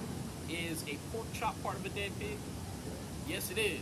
So what if I had some raw meat and I dropped a bunch of pork chops? Could you help me pick them up? No. You would have to at least have some gloves on. But here's the thing. You have to know how to serve God through his laws. Right. Because again, we established this before. If you don't keep God's laws, what happens? The curses. So the more you know about keeping God's laws, the better God can be to you. Give me 1 John chapter 5 and 3. Before y'all go, I want to show you why this is so important. Because you say you love God, right? You say you love God as well. What is love to God? How do you show that you love him? Hey! All praise. We're about to read that. Now, the Bible also says real Israelites have a zeal for God, but not according to knowledge. You know what I'm saying? That's why that came easily to you. There you go.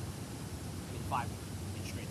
It's the book of 1 John chapter 5 verse 3. Bring it out. For this is the love of God, that we keep his commandments, and his commandments are not grievous. In other words, they're not hard. You know how easy it is to put down pork. You barely even like it anyway. The Most High God has made it so easy to serve him. So finish it out, man. You know what I'm saying? Most of the laws you already keep. You ain't killing nobody. You ain't raping nobody. You're doing most of the things that God requires you already. But now you got to start searching these scriptures so you can know for certain what God requires of you. And that way you can do it. All right? You got any questions for us before you leave? No. All right. Give me a lot of knowledge. Yes, sir. Let me give you this. I'm going to give one to you as well, sister. Right? If y'all got more questions about how to properly serve God, you can reference our YouTube channel, right? Where we have videos up where you can listen to lessons and become more familiar with who you are as an Israelite and start to separate yourself from the mindset of being an American or West Indian, Guyanese, all these things. Because these are titles put on you by your slave master that you go to in one of all things. All right, brother? All right, brother. Y'all be strong. Praise. Yeah, go ahead, man. Real quick, brother. I just want to ask you, do you know the wages of sin? The Bible says the wages of sin is death. So keep that in mind, no matter how minor a man is, or how big a man is, the wages of sin is death. So you have to ask yourself, is my desire to go against the commandments and work my salvation? Keep that in mind. You know, these fringes are to remind us to keep the commandments. So we have, most I put a lot of things in our face, you know, and sometimes it could be our wife that reminds us. My wife have to remind me, hey, you're not supposed to do that. I'm just so like, I'm here. You know, that's the most high doing that, working in your life. You know, so remember the wages of sin is death, no matter how big or small you see the command. It's still a commandment. Sure thing. Oh, and sister, if you need a roadmap for a righteous woman, Proverbs 31. Brother, you going to want that for her more than anyone else. Okay. Because that's going to dictate how to establish a happy union between a man and a woman. All right? Okay. All right, y'all. All praise. Right? Somebody get me Deuteronomy 7 and 6. You know what I'm saying? We gotta send our people off the right way. I got you. Shit, I'm almost tempted to come out here and do this earlier now, man, because it seemed like everybody want to stop. You know, later in the day, man, people And be... good God. I got it. Whoever got it first, go ahead and get there. Book of Deuteronomy chapter 7 verse 6. For thou art a holy people unto the Lord thy God. The Lord thy God has chosen thee to be a special people unto himself, above all people that are upon the face of the earth. So the Most High God chose our people to be special. And you'll see that brother, he was in the right spirit, and we didn't even have to bring out 1 John 5 and 3. He said, hey man, I love God by keeping his commandments. And that's spot on the money. But now the brother got to realize you can't keep going off of what has naturally been put in you. You got to turn back to this book and start making the deliberate steps to follow God. Right?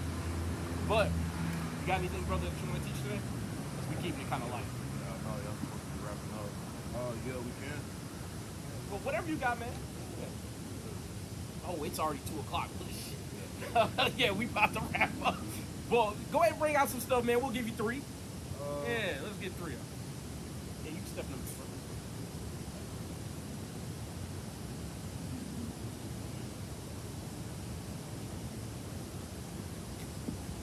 Give me let's go through 1 Timothy. Somebody give me.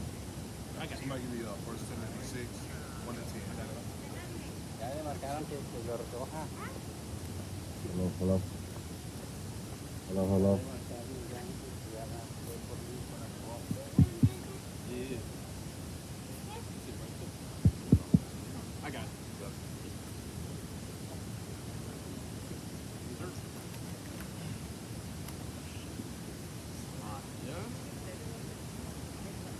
This is 1 Timothy, chapter 6 and verse 1. Look it up. Let as many servants as are under the yoke count their own masters worthy of all honor, that the name of God and his doctrine be not blasphemed. And they that have believing masters, let them not despise them, because they are brethren, but rather do them service, because they are faithful and beloved, partakers of the benefit. These things teach and exhort. Okay. If any man teach otherwise, and consent not to wholesome words, even the words of our Lord Yahushua HaMashiach, and to the doctrine which is according to godliness, he is proud, knowing nothing, but doting about questions and strifes of words, whereof cometh envy, strife, railings, evil surmises, perverse disputings of men of corrupt minds, and destitute of the truth, supposing that gain is godliness. For such withdraw thyself.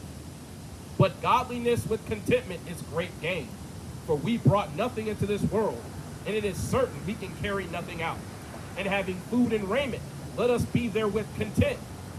But they that will be rich fall into temptation and a snare, and into many foolish and hurtful lusts, which drown men in destruction and perdition, or which drown men in destruction and perdition.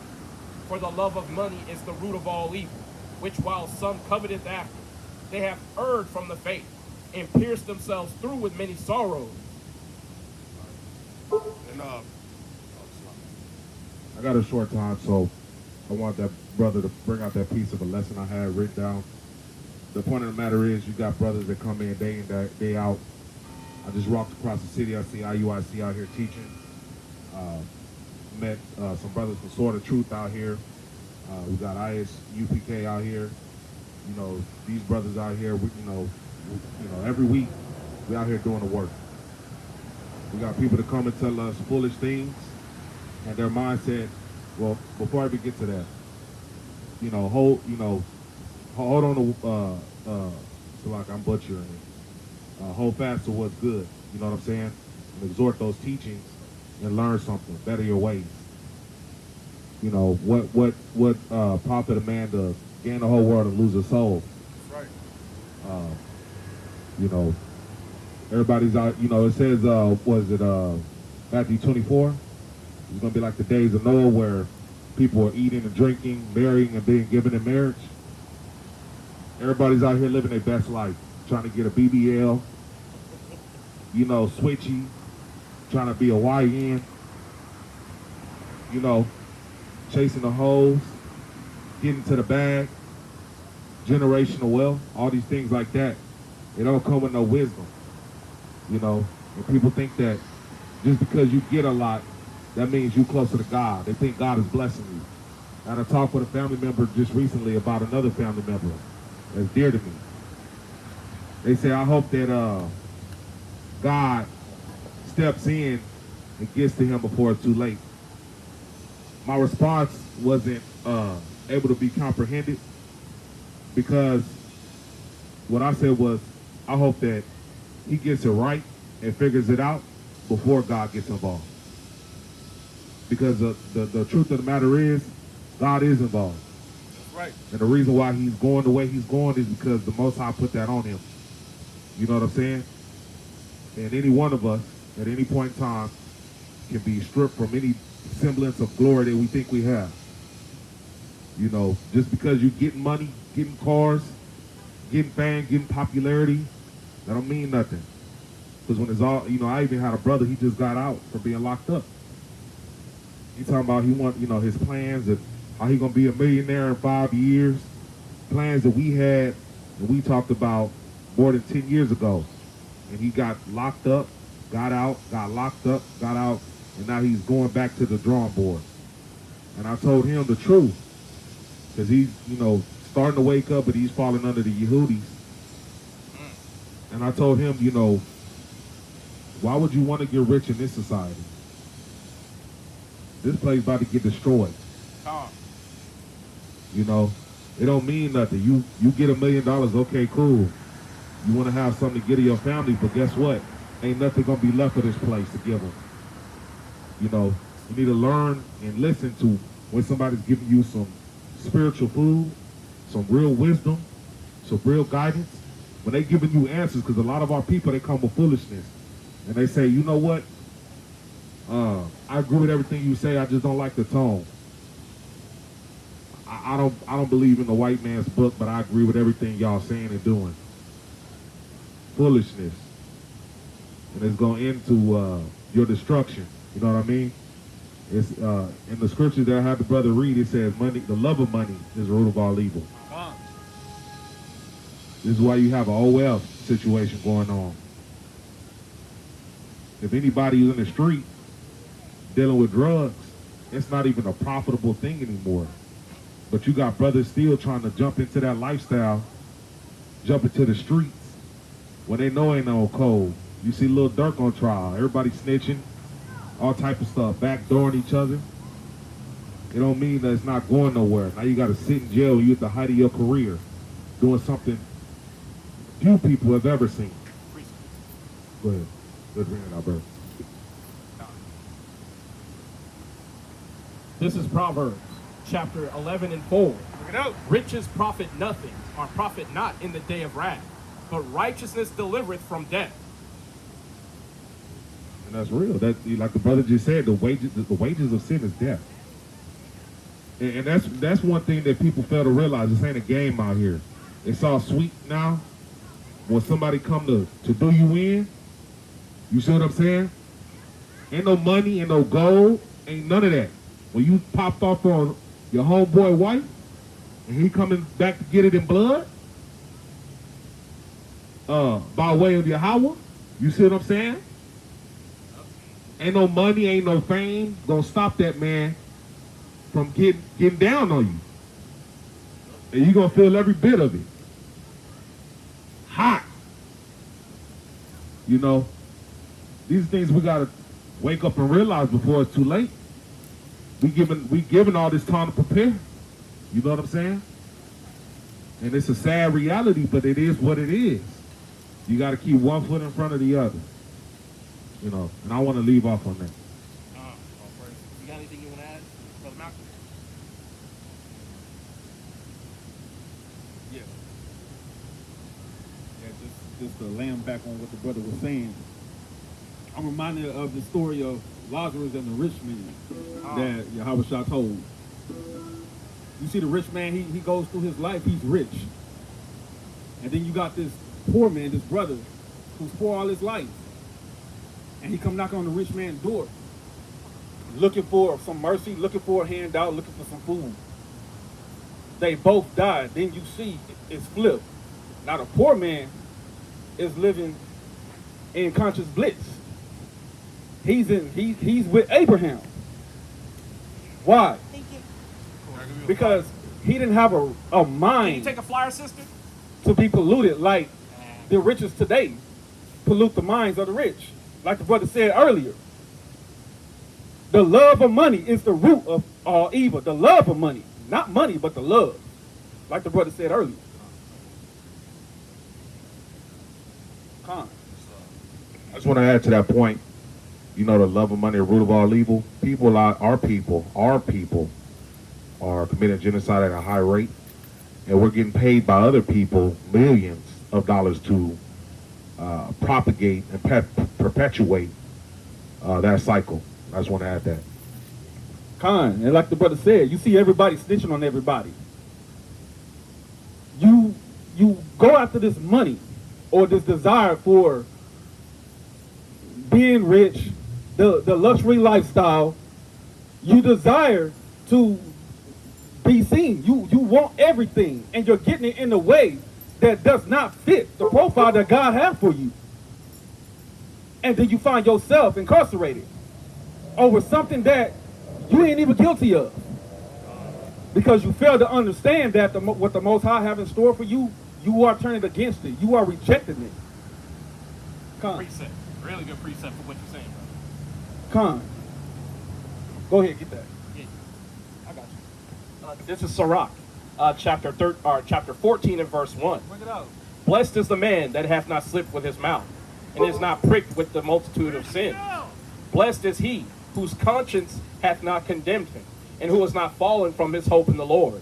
Riches are not comely for a niggard, and what should an envious man do with money? He that gathereth by defrauding his own soul, gathereth for others, that shall spend his goods riotously. Con. And like we're saying, the love of money. The love of money. What is that? What's your favorite proverb again? What was that? Proverbs 8? Oh, yeah. Go ahead and get that. Because when you love something that is against the Most High, you have to hate the Most High. If you love the Most High, you have to hate the world. But if you love the world, you have to hate God. That's how that works. You cannot love one master and love the other. The Bible says if you have two masters, you're only gonna serve one, but you're gonna hate the other. And There is no other option than that. The Bible does not give you another option to love and love. You cannot live a double life. You cannot be the devil for one instance and then be a saint the other instance. There's no sitting on the fence. There's no in between. Go ahead and get what you got, brother. Yes. This is the book of Luke, chapter 16, verse.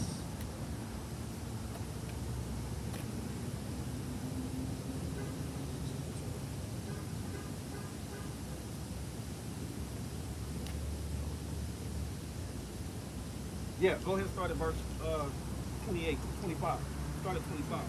You got time for the Bible? 25 and read So, down baby, I'm to... happy. I'm happy, man. Yeah. Man, give me some while I'm on my, if you don't mind. I appreciate it. I don't mean to interrupt you. Yeah, I'm amazing okay. now, excuse me. All praises, all praises. All praises. By any chance, are you Mexican? Yeah, man. I'm happy, man. Mexican? Okay, so according to the Bible, you will be from the tribe of Issachar. Okay. Is your father Mexican? You say you have Mexican? Is your father Mexican? You ever heard of Bangladesh? I'm from H-Town. We all mixed up. There's a whole lot of people. Right on. I grew up in H-Town, east side of H-Town, Baytown. Okay, South H-Town. Meet us north. Right on, right on. Look, already Baytown. Okay. You Is your father Mexican? tell? I think you can tell. My dad's from Bangladesh. You heard of Bangladesh? He's East Indian. Okay. I raised in Okay. Bangladesh. Are you Punjabi by chance? No, Muslim. Well, I I was mean- raised Muslim. I'm Christian though.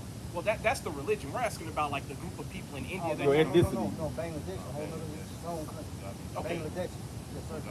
He's Yes, sir. From my mama Mexican. My mama Mexican. Okay. Okay, well, the Bible says in Numbers 1:18 that the pedigree should be from the house of your father.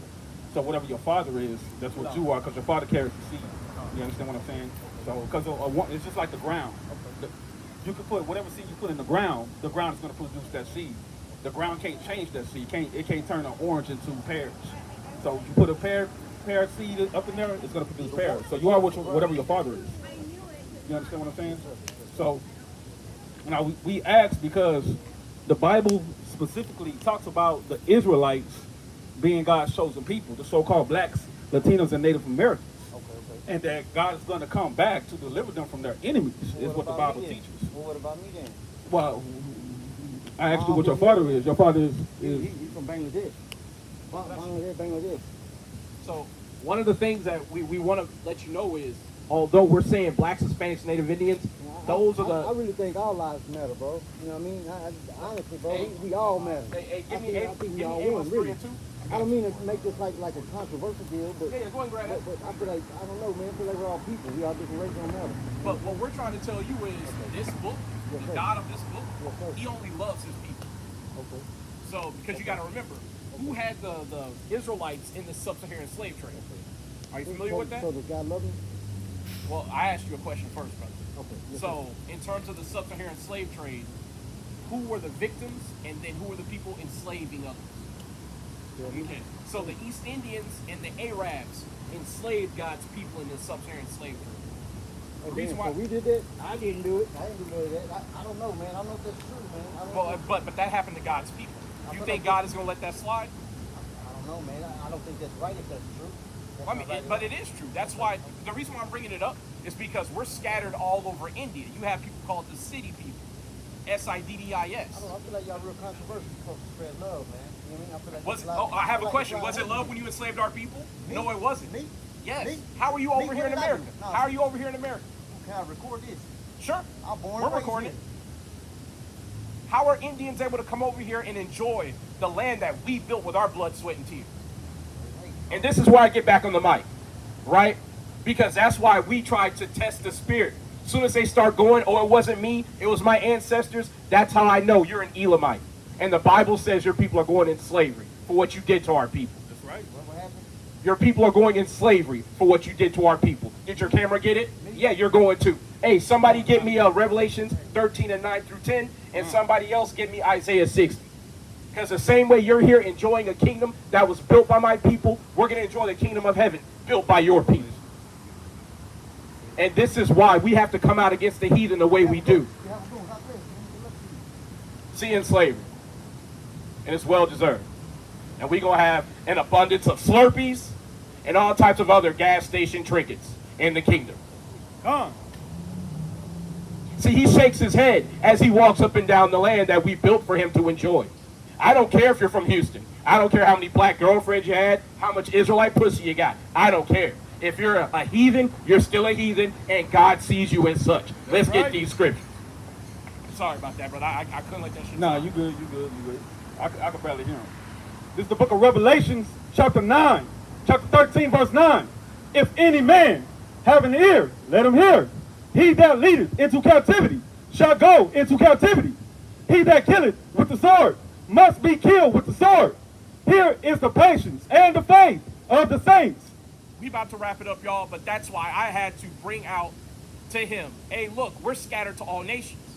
I'm trying to give you an out so you can calm down, evaluate what we're saying, and take it in and see if you're an Israelite or not. Because I'm going to tell you, you getting mad ain't going to change shit. We got mad when we went into slavery, and guess what happened? Got beat upside the back, kids taken away, picking cotton from sun up to sundown. Getting mad don't change a damn thing. And you're going to see these heathen getting mad all day long. As a matter of fact, we're going to get one more, and we're going to close it out. Can you get me Revelations 11? And I believe verse 18. So we're dropping them other scriptures. Yeah, go ahead and drop, because we got to end. Yeah, we got to. So Revelation 11. I believe 18. Yeah, we got to end, man. Lock it. Not 18. Get me. Yeah, 18. 18. I was going to get Isaiah 14:21. I know. I know. 11. Yeah, 11 and 18. I didn't do it. Yeah, it's like, I'm going to tell you, man, these heathen, it's like they take from the same fucking playbook. I didn't work me. And the playbook is written on the back of the damn napkin, because none of them have a refined way to even say it wasn't them. How you gonna say it's not you when you in the house that your forefathers stole? You can't say you ain't a beneficiary of it when you're benefiting from our enslavement. But go ahead and get it when you got it.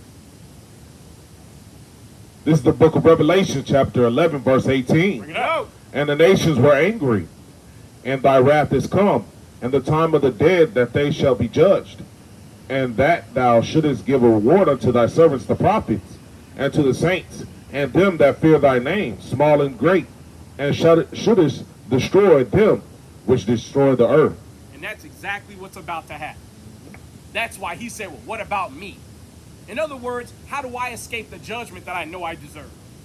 Not understanding ain't no escape. Hey, I was just going to say, he said, what about me? What about you? Yeah, what about you, nigga? We get that nail on the back of our neck, shot down in the street, well, y'all benefiting off of our labors and pain. What about us? We all getting them quickie marks. You know what I'm saying? Y'all selling us that BS in the stores, and y'all treating us like crap. What about us? He said, what about us? Right after he said, what about me?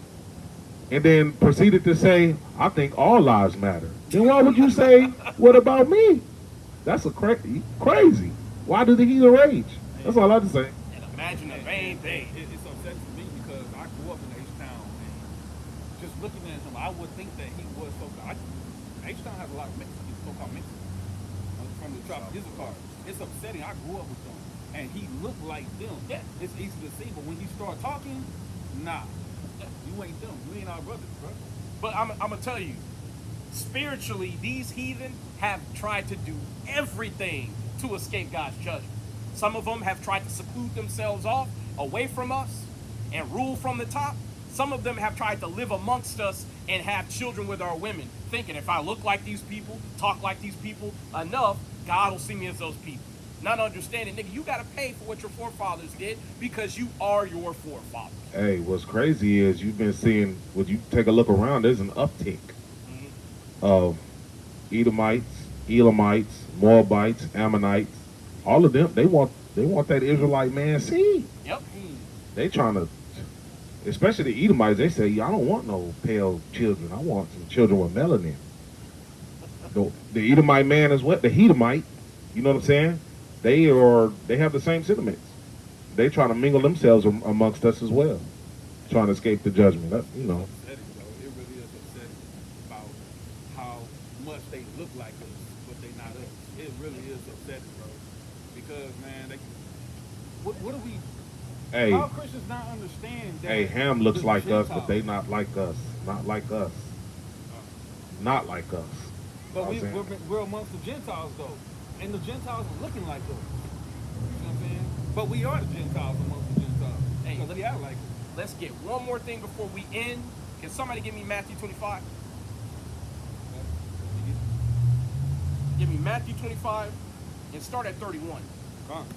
Because the unfortunate reality is that when Yahushua returns, and I say unfortunate reality for the heathen, when he returns, he's separating the nations.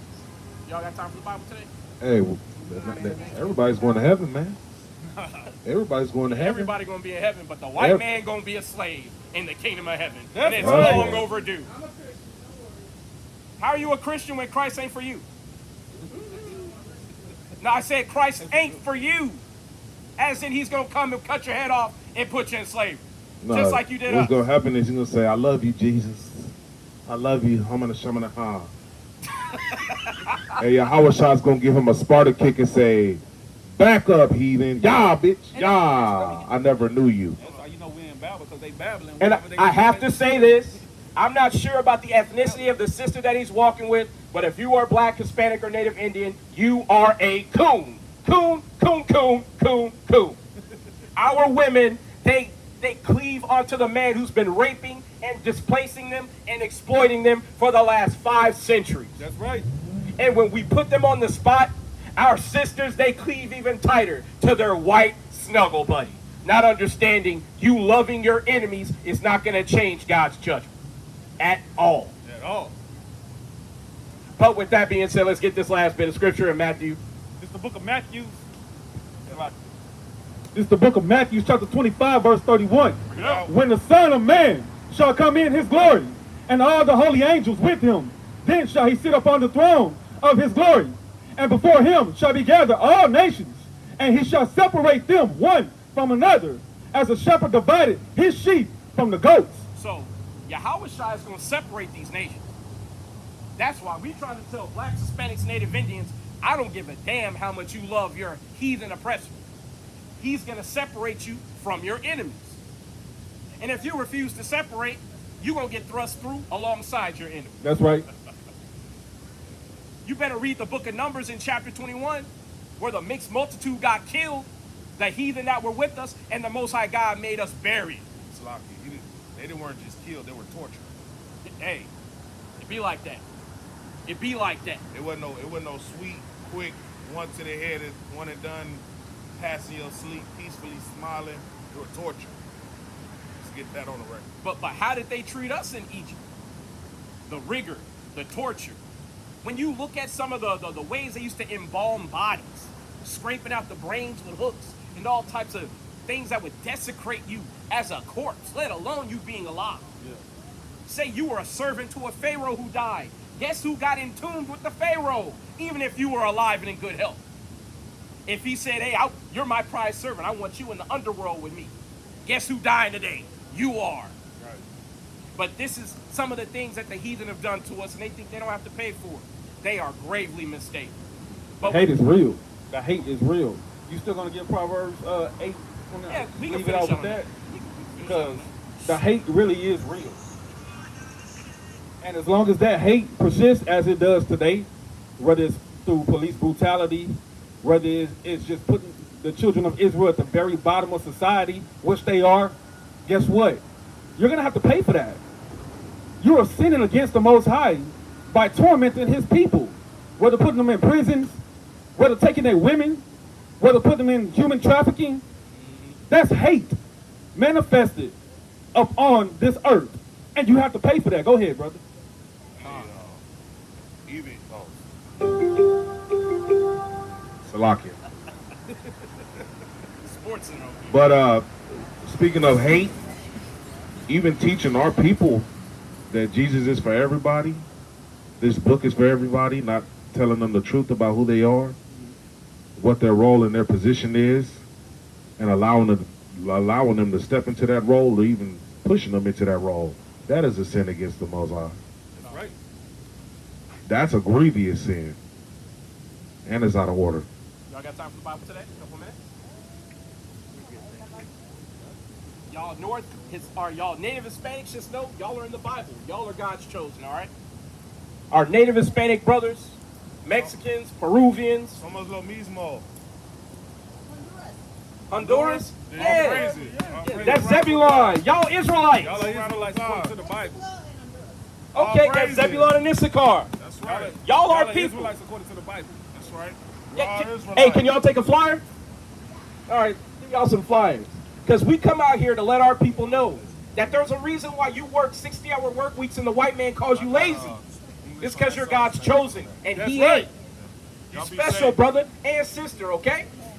All Y'all right. Be safe and have a beautiful day. And your God's name ain't God, it's Yahweh. Yahweh, meaning he exists.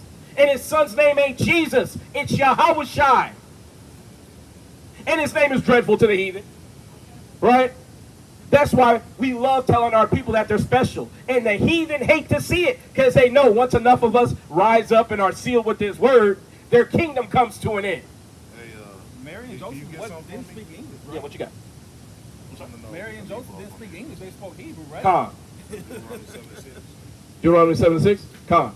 They named their son a Hebrew name. Sit on top of it. Just make- I got you. This is Deuteronomy, chapter 7 and verse 6. Bring it out. For thou art an holy people unto the Lord thy God.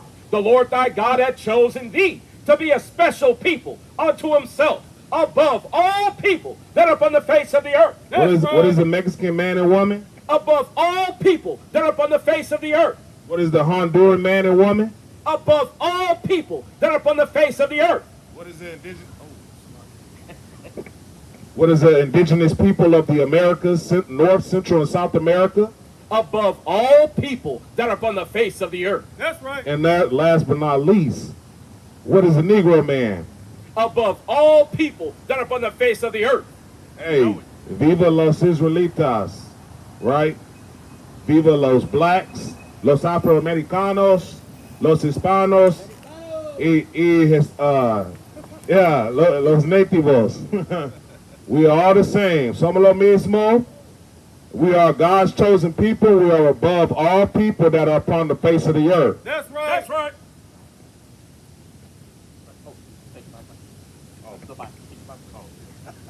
How you good, brother? I thought you said take it back. No. This is Proverbs, chapter 8 and verse 32. Bring it out. Now therefore hearken unto me, O ye children of, for blessed are they that keep my ways. Hear instruction and be wise, and refuse it not. To you blacks, Hispanics, Native Indians who hear this, don't refuse instruction. The days that we're coming into, you cannot afford to refuse any more instruction. You already ain't got no money. You already broke. You sick. Your family all messed up. Turning away this instruction is going to lead to your destruction. Right? Verse 34. Blessed is the man that heareth me, watching daily at my gates, waiting at the post of my doors. For whoso findeth me findeth life, and shall obtain favor of the Lord. But he that sinneth against me wrongeth his own soul. The what? Wrongeth his own soul. Uh-huh. All they that hate me love death. Love what? Love death. You see? You see? Ain't no way out of it. If you're not walking according to the way, as the brother spoke, the way and the truth and the life through belief in Yahweh is keeping the commandments. They'll tell you he never broke a commandment. They'll tell you that he walked the commandment perfectly. And then when you get in 1 John, it tells you walk as he walked. Perfectly. How can you do that when you're walking in contrary? You can't. That is hate. Your walk, your path is of hate. The whole point of repenting, the word repent comes from the Hebrew word shuv. You know what that means? It literally means to turn back.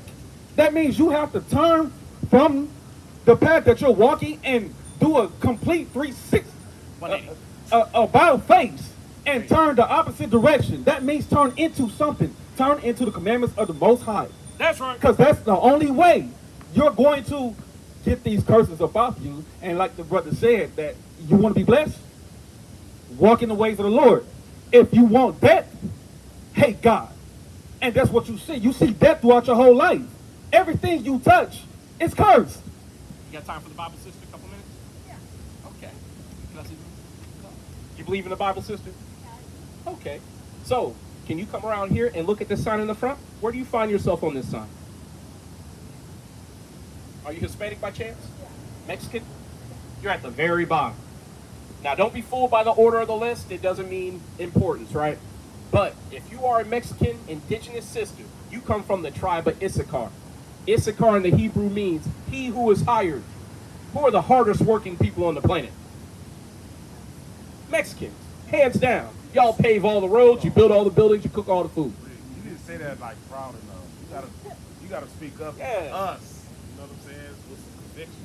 Hey, say it like you saying it to the white man on payday. Us. Where my check at? Us. You know what I'm saying? We get loud when we want that money. Get loud for your God. Because the Most High God named you. You come from one of the 12 sons of the patriarch Jacob. Remember Abraham, Isaac, and Jacob? We are the people who are in the Bible. Now, I have a question. What does your God require of you? Somebody give me Ecclesiastes 12. And then somebody else give me Deuteronomy 12 and 10. Now, I'm not putting you on the spot to show that you don't know. I'm only just highlighting the fact that nobody ever teaches us. Because how old are you, sister? You're 23? I'm 39.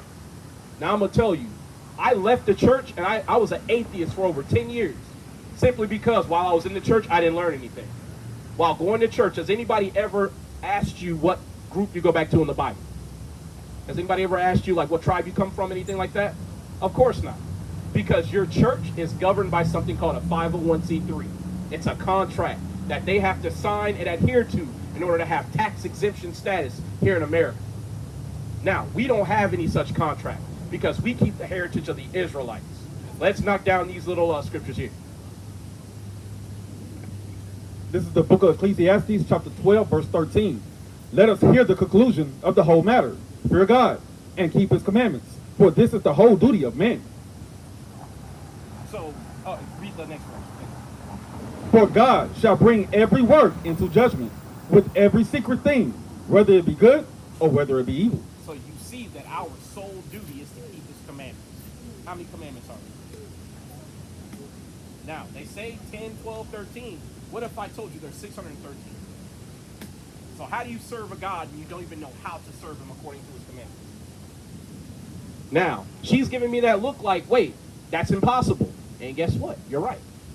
How do you win a game if you don't know the rules? And that's where most black, Hispanic, and Native Indian people find themselves today, trying to serve a God that they're not familiar with, right? This is the book of Deuteronomy chapter 10, verse 12. Bring it out. And now Israel, what doth the Lord God, thy God, require of thee? But to fear the Lord thy God, to walk in all his ways, and to love him, and to serve him, the Lord thy God, with all thy heart, with all thy soul. You want to stop right there? Keep going. No, that's it. So that's what's required of us, right? Can somebody give me 1 John 5 and 3? Yes, sir. Right? So that's what's required of us as Israelites, right? Now, what are some of the commandments that you know of? No? Okay. Now, I'm going to say something that might be controversial. Saying that you don't know anything about the Bible is better than knowing what the Christian church tells you. Because they tell you you don't have to keep the commandments. But we're about to read something to you. If you don't keep the commandments, you don't love God. Now, this is to my camera that's behind the system. We are not making this up. A lot of people think that you can serve God in your own way. Have you ever heard somebody say, I have a personal relationship with God? Of course you have, because we all used to say that. But the reality is, your personal relationship with God can't be more personal than this book. The Most High God literally sent servants to tell you how to serve him, right? This is the book of 1 John, chapter 5, verse 3. For this is the love of God, that we keep his commandments, and his commandments are not grievous. So that's how you love God, right? You keep his commandments, right? Now, what if I told you eating pork, shrimp, crab, lobster, that's all breaking God's commandments? Are you aware of the dietary laws in the Bible? Where do you find them? Okay, cool. So we're going to tell you where you find them. They're in Leviticus 11, right? Since you already know about that, we're going to give you another commandment. Somebody give me Leviticus chapter 19 and start at 16, right? I like to start off with commandments that don't cost you anything, right? Because a lot of our people, you know, blacks, Hispanics, and Native Indians, we make excuses. If I tell somebody, hey, you got to show up to work with some tools, if they got to pay for their own tools, chances are they ain't going to have the tools when they come to work, right? So what I'm going to do now is I'm going to tell you of a commandment that you can keep right now that don't cost you a thing. You got it? This is the book of Leviticus chapter 19, verse 16. Bring it out. Thou shalt not go up and down as a talebearer among thy people, neither shalt thou stand against the blood of thy neighbor. I am the Lord. So I have a question. What does it mean to be a talebearer? I'm sorry? Now, basically a talebearer is somebody who gossips. Somebody who's like, hey, you hear what that sister had on? Yeah, she look a mess. You over there talking, you know, stuff about your own people. We're ordered not to do that. Now, look on this sign again. Ain't these the people who kill each other in the hoods and the ghettos? Why we kill each other? Because we talebear about each other. How many times somebody done got beat up because they keep posting about somebody else on Facebook, TikTok, Twitter? You in that age group where literally y'all be pulling up on people for talking shit online. See, I'm too old for that shit, man. You have to be talking shit in an AOL chat room. You know what I'm saying? Like, ain't nobody coming to see you over that.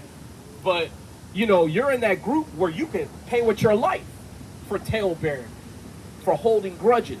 We're ordered not to do that. What's up? On the talebearing situation, this is also the generation or the time where we love to expose each other online. So, you know, somebody says something, they look at you a little crazy, or maybe they got something you want, they go straight to the online, they start posting text messages, and they, you know, create stories and narratives about the next person.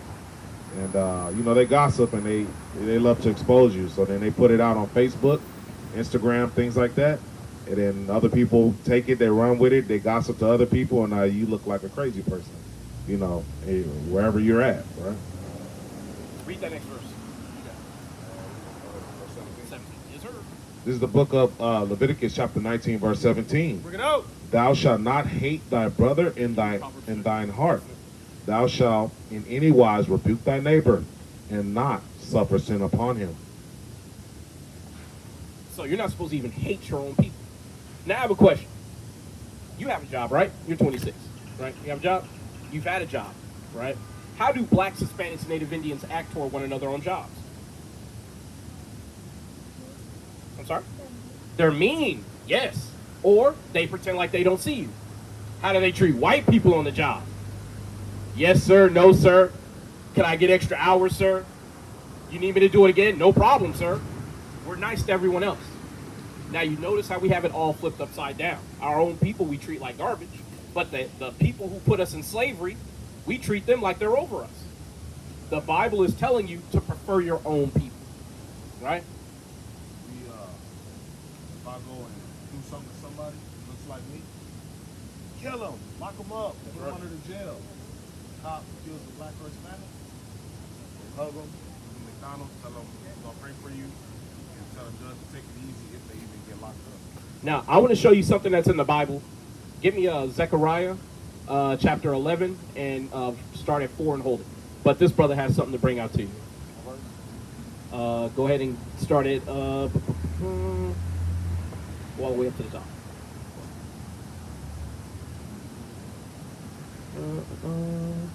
No, you're in 30, brother. No, I said Proverbs 31. Oh, 30. I was like, man, where the women at? Slagia. Yeah, so go ahead and start at, go down. There you go. Start at 10. Yes, sir. We're going to show you what a virtuous woman is, a righteous woman in the eyes of God. It's the book of Proverbs, chapter 31, verse 10. Bring it out. Who can find a virtuous woman? For her price is far above rubies. The heart of her husband do safely trust in her, so that he shall have no need of spoil. So, what it's saying here is a righteous woman, and righteous according to the laws of God, is a woman that cannot be replaced. Right? As a 26-year-old woman, you already know that there aren't a whole lot of good men out here. Right? Or 23, Salah. Right? That means forgiven in Hebrew, right? and we have no affiliation with Sports Center, just to let you know, right? But but a righteous woman is viewed as a literal treasure in the eyes of a righteous man. Right? And I know you probably don't hear that enough because you seem like a very demure and listening type sister where you're patient and you're willing to hear someone out. That's not common. Stay like that. I know it's hard. Stay like that. And if you want to know how to get a righteous man, keep listening because a wicked woman is a portion for a wicked man. Long as you're a righteous woman, God will send you somebody. Don't y'all always say, God gonna send me Mr. Right? But y'all don't know because nobody tells you that there's a condition on Mr. Right coming. If you're a wicked woman, Mr. Right is being directed away from you. Right? Let's keep listening. She will do him good and not evil all the days of her life. She seeketh wool and flax, and worketh willingly with her hands. She is like the merchant ships. She bringeth her food from afar. She rises also while it is yet night, and giveth meat to her household, and a portion to her maidens. Now you hear that? It's saying how a woman handles her duties in the house. Now, this is for my camera and for the sister. I'm not saying that you got to be barefoot and pregnant at home. However, if you choose to work a 40-hour-a-week job and your house is in disarray, your husband is leaving without a lunchbox, your children are going to school, poorly dressed, poorly kempt, that's a failure on you as a mother. Black, Hispanic, and Native American women do not understand this, and they do not hear this enough. We need you in the household. Right. And it's not because we view you as a servant. You are the pillar that the house rests on. Right. While the man is out working, protecting, doing the things that he needs to do to make a home for you. Right? When you come back to serve God according to the scriptures, you're going to realize there's a lot of structure. Right? The same way the man is supposed to be your head and your leader, Christ is supposed to be our head and our leader. Ain't nobody over here doing what they want to do. And I'm going to say this for my camera. I'm not saying I do smoke weed. I don't smoke weed. You're not supposed to smoke, right? However, is it a vice from the world that I used to love? Yes, it is. But do I do it anymore? No, I don't. Why don't I do it? It's not because of what I want. It's because of what God wants. And there's a commandment in the Bible, in Genesis 1:29, to not smoke weed or not smoke plants. You're supposed to eat them, right? Now, those of y'all who know about edibles, you still good, right? But either way, right? A little bit more on that. Verse 16. She considered a field and buyeth with the fruit of her hands. She planted a vineyard. She girded her loins with strength and strengthened her arms. She perceiveth that her merchandise is good. Her candle goeth not out by night. She layeth her hands to the spindle, and her hands hold the distaff. She stretcheth out her hand to the poor. Yeah, she stretcheth forth her hands to the needy. Now, you hear this type of woman? Have you ever met a woman who's not only wholesome in her presentation, how she dresses, how she speaks, but she helps the homeless? She adopts kittens and puppies. Don't they call that the prude woman? The woman who never puts out and people try to shun her. But who are the people normally shunning that woman? All the men who you would not want anything to do with. Now you see how the Most High God works. When you're righteous, the wicked leave you alone. But we have everything upside down because we want attention. So what ends up happening is the good girl goes bad and the book nerd becomes a so-called player. And then we hurt each other instead of just keeping God's commandments and coming together like we're supposed to and being a family. Right? Now, we've read some virtues on what it means to be a righteous woman. I want to show you how the Bible views a wicked woman. Because with all these women out here getting BBLs and doing all this twerking and OnlyFans, you need to understand something. There's a reason why these women are now single. I think the number is 63% of women are single right now. And I'm talking about Black, Hispanic, and Native American women. Right, whether you're a single mother or you can't get a man to speak of, you still single. And I'm going to tell you, it's better to be a single woman with no kids than a single woman with kids. Because that means you have kids with no father. Right? But let's see why that happened. Are you crazy here? Now start this one. This is the book of Sirach, chapter 25, verse 13. Bring it out. Give me any plague but the plague of the heart, and any wickedness but the wickedness of a woman. and any affliction but the affliction from them that hate me, and any revenge but the revenge of enemies. No, you.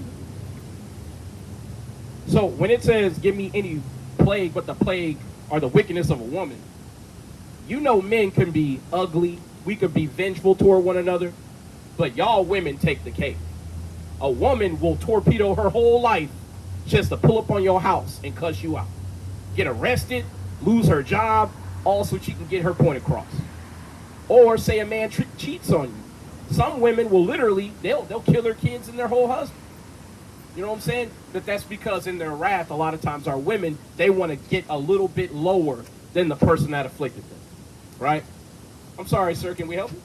No. You're freedom of speech, man. Go to town. Yeah. So the reason why we're also out here is not just to let blacks, Hispanics, Native Indians know who they are, but also to let you know who your enemies are. And your ultimate rival and enemy is the so-called white man, right? The very same people who took us into slavery, the same people who cut babies out of our women's stomachs, right?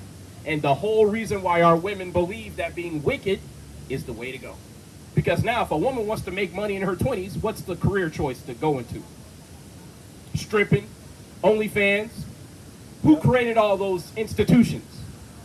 The so-called white man. With specificity to the so-called Jewish man. You can look up CEOs and owners of all these companies. They're all so-called Jewish. That's the reason why we're out here to let you know. To come back to your God and your people is to separate from your enemies. Right? Keep going, brother. Yes, sir. Skip it down to verse 16. I had rather dwell with a lion and a dragon than to keep house with a wicked woman. The wickedness of a woman changeth her face and darkeneth her countenance like sackcloth. I'll split off. So you see here that when you have a woman who's yelling, being combative and argumentative, basically, I'm splitting. But so what you see is that a woman who's out of order creates chaos, and not to mention she creates unhappiness in those around her. Right? Now let's see what happens if you're one of these noisy women who love to just argue and fight all the time. There's a certain way that all men look at you. Let's see what it is in the Bible. Verse 18. Her husband shall sit among his neighbors, and when he heareth it, shall sigh bitterly. So you see, when that man hears this woman is coming home, he like, here she come again. But it's all because whenever he's around her, how is she? Well, you see here that it says, I had rather dwell with a lion and a dragon than to keep house with a wicked woman. So that man, when he hears of his woman who's combative, argumentative, non-caring, he's like, man, I really don't want to be with her, but I'm going to stay with her because I made a promise. I married her, or I don't want to lose half my stuff. Fill in the blank. And you don't want a man who views you like that. You want a husband who treasures you, cares for you, and is willing to die for you. But I'm going to tell you, you can't get that being a wicked woman. And you see that out in the world. Most of these women are not married. Do you have a lot of married women in your family? No. How do those women behave? Exactly how we described, right? They always want to talk and be the loudest. They want to be the toughest woman in the room. How many of the women hit men in your family? Now, she started laughing. I asked that question for a reason. Because we all know women in our families who will put their hands on a man, and then if that man so much as scrunches his face and balls a fist, they call them people. And that man might be on the news for getting killed that night, all because he was dwelling with a wicked woman. Now you're seeing why the Most High God has to keep a righteous man away from a wicked woman. Because why would God reward his righteous servant with someone who might get him killed? That's why we got to bring you back to this book, sister, because you already have the trimmings of a righteous woman. But now you got to understand how you finish the job, right? A little bit more on that. Verse 19. All wickedness is but little to the wickedness of a woman. Let the portion of a sinner fall upon her.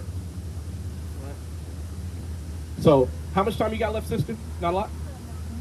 Okay, cool. So, we're going to go ahead and just end it with basically, to fear God is to keep his commandments. And not to hate your brother in your heart. And not to hold a grudge against your own. And we're about to give you some literature that you can take. Brother gave you a flyer. and he's going to give you a card, right? That way, you can search our material and you can keep taking steps towards your God, so you can repent and keep the commandments. All right, sister? That's right. All right. Well Praise to the done. Most High God. Well done, man. Oh, thank you. Listen. Here, this is it. So, I'm from Canada, from Toronto. Okay. So this is my great-great-grandfather. Okay. On which side? Which side? My father's side, Southern Italian. Okay. Before the mob. Okay, okay. So, in Sicily, when the 1200s wars came over, I know. I know. I know. the Emirates of Sicily, into law, everybody was equal, was the only kind of law that ever happened. So this man joined the liberals in the 1860s, the same time the Civil War was going on here, he was going on worldwide. Okay. And he fought and liberated Italy. They joined it because the liberals didn't have the poverty. Okay. So he went and fought for the Southern Italians, started a band, and now they call it today. A band they call it popular. Then gentlemen in suits, the hats, went out there. They caught him, they put him in a labor camp, and 60 years in prison. He wrote a memoir from his book, like the one on the top. The only knew Italian language. The last words were everyone. Everyone's worth living. Everyone. I wouldn't say that. I understand that, but he spent 60 years in jail in a labor camp. We spent 500 years in slavery. Understandable, but civilization started at 10,000 BC. Okay. And slavery. I have a question. Slavery Who are the people God cares about? Who are the people that God cares That about? God cares about. Somebody give me Joel 2 and 27. One sec. One other thing. This color is black. Uh-huh. This color is white. I know. I'm brown. I get that. So which means I wouldn't say you're brown, but okay, I get where you're going. if you put me in the sun, I will. Hold on. Just hear me out. Southern Italians, like you said, the Moors were Were enslaved. slaves. They were slaves. That's because they come from our people. We're not. Yeah, I agree with you. No. I agree with you. Hold on. Hear me out. But we're not African either. We're the Israelites. That's why we're called Negroes. Negroes are not called African. Right. Although there are Negroes in Africa. Understandable. Now, the reason why I'm making this distinction is if your fathers come from southern Italy, Yeah. it doesn't matter how you look. It's according to the house of your father. Right. So there's a good chance that you might be from the house of Judah. Now, I'm going to read something to you in 2nd Ezra 3 and 36. Can I say one more thing? Sure, what's up? When slavery ended, the Italians came over. These took over the slave jobs in Louisiana. Now, they hung 7 Italian men for fighting back. They called us, because when you talk to an Italian man, it's called boss, it's called swap. But the voice is very swap. They called them swap. Yeah. Because we came from slaves, started getting, we came over here to the Congo. You know what they call us? Joe Day. What else do you call it? Like not. Day. Yeah. It's called Joe Day. So- So you know what the Americans did? Mhm. They established Republic Day. Well, he's northern Italian. Yes, he is. Yeah. Genoa, Yeah, Italy. he's- Anybody flew out of Spain. Yeah, but here's the thing, though. He's a so-called Edomite. I agree. You see what I'm saying? Yes, sir. He's not an Israelite. Yes, sir. That's why we have to make this distinction. Because, see, you calling yourself Southern Italian, that's where the confusion comes no, I'm in. a Etruscan. You're Etruscan? Yeah, Oh, Etruscan? Wait a minute. Before the Italians, before Rome was taken No, I know who the Etruscans are. The Minoans, the Etruscans, and Mycenaeans. They're the house of Japheth. So you're a Japhite. Be careful what you say you are, sir. On your father's side? On your father, because I'm gonna tell you, if you're from the Moors in southern Italy, you are not an Etruscan. That would make you a grade A nigga. That's why when the Italians came over here, they had a proverb about your people. They said y'all had nigger blood. That's why they had y'all over here as slaves. No, we came over, and it's not that we had, I won't say that word. I know, that's fine, that's Just fine. like you won't say the W word to me. No, no. It sets both of us off. I get you. I understand. Now, the Moors didn't come over and attack. They were brought over because if you go around Europe and you see England, 3 lions, royalty and Rome, after the lions were killed in the great places of death where they fought, and when they ran out of the lions, they fought the lions. The Moors fought the Moors because the Moors That's why there's lions all over. I get what you're saying. That might be true, but the reason why they have the The Moors built hold on. the roadway. No, I know what you're saying. Hold on. Let me land. Let me land. Hit it. The reason why they have the lion everywhere is because the lion represents the house of Judah. That's right. And you have the royal family, which go back to the Ashkenazi Jews of today. And they're claiming to be Jews and are not. We are the house of Judah, so-called Negroes. So how do you separate from Zionism? Well, I mean, Zionism is a belief or philosophy. Formed in Austria at the same time that Nazism was formed. Okay. Yeah. Well, I mean, but So what I'm saying is, right now Israel's at war with Gaza, and Mhm. they're calling themselves Jews, but they're also calling themselves Zionists. somebody give me Revelations 2 and 9. Yeah. Can I sit down? Yeah, go ahead, sit. Take a seat, take a seat. Yeah, man. This is good, man. This is good. Yeah. I like that we're having a conversation. Can I say something? I'm going to say something to my camera, right? Yeah. So, looking at this brother, he looks like a white man, but he's Southern Italian. And his spirit seems to be bearing witness with the Bible. And he knows a lot about history, which I'm actually going to commend you for, because most people, they don't know a damn thing about history. So I do wear this. Jesus. Now, I have to say this. You're not supposed to get tattoos according to the Bible. I know. Now, I'm going to show you mine. I got tattoos, too. I got them on my back of my neck. Yes, sir. We did that in ignorance Okay. before we knew about the laws of God and did not Okay. get tattoos. Okay. Okay. If you truly want to serve God and you are an Israelite, you will not get more tattoos. Simply because it's against the laws of God. Somebody Okay. grab me that law to not get tattoos. Okay. But can you go ahead and bring me 2nd Ezra 3 and 36? You go ahead and hit that. This is the book of 2nd Ezra, chapter 3, verse 36. Bring it out. Thou shalt find that Israel by name hath kept thy precepts, but not the heathen. But not who? But not the heathen.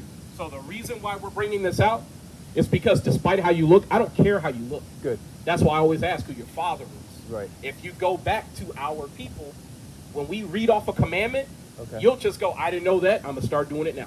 Right. Simply because God is important to you. Right. The only Right. reason I talked about history and Etruscans, because you said you have 500 years of slavery, and Etruscans are before Christ. So that's 3,000 years of slavery on the Italian side. Well, no, hold on a second. Because you got to remember, Alexander the Macedonians, he came into Right, Greece, right, and right. he basically set up the so-called white man as the new Grecian. Okay. So what happened to those original Etruscans and the Minoans? The Romans took them out. Took them out. Took them out, drove them out, and enslaved some Well, of them. changed the capital from Tuscany to Rome. To Rome. There you go. So what you're really telling me is there was a replacement. The great replacement theory that's still going on today. But my question is, how can you go back to the Moors and the Etruscans How can I? Because on your father's side? in Etruscan towns, Uh-huh. they called them, in the writings, they called them slaves. Okay. But the Moors got paid, they were allowed to save, and when they got enough money, they can own a house in the land of, it was called Uturia. What I'm So saying I don't is, and they slept with other women. So I'm not sure how you call a slave someone who gets paid, someone who can own a house, and someone who can sleep with the women. I call that a butler. no, that's still a slave. That's still a slave. So if I have a butler living in my house, he makes my bed, he cooks my food, he takes orders. Yes, sir. Even if I treat him humanely, he's still my employee You still and my property. But you consider that a slave? It's still a slave. Okay. Yeah. If you can't Right, go you're to- taking time. Exactly. You're taking time, and we're all here for time. My last thing is, you read from the Bible, and something, and don't take this personal, No, say what you gotta say. why are there dinosaurs in the Bible? I'm gonna be honest. Why aren't there whole skeletons of dinosaurs being found? Well, I've been to a museum, I've seen them. I know, and those are created dinosaur skeletons. Three- They what they'll do is they'll find a small bone, Right. and then they go based on this bone it connects to this, based on that theoretical bone it connects to that. So and they before never you know, existed. No, and not to mention animals used to be a lot bigger thousands of years ago. Agreed. So what you would call a so-called Komodo dragon now Right. might look like a dinosaur back then. But the first mammal ever was 225,000 years ago, and it was 8 inches long. What's the proof of that, sir? Well, I read it in a book, the same that you Okay. did. Well, I mean, but I'm talking about the physical proof. Because when they say they carbon date things, you got to have a piece of carbon that is still in pristine condition to compare it against Okay. that which Okay, you're assuming. Okay. So you you'd see what I'm you'd saying? right, samples. Okay. Correct. So like when it comes to like carbon dating, things of that Yeah. nature, it's an erroneous science.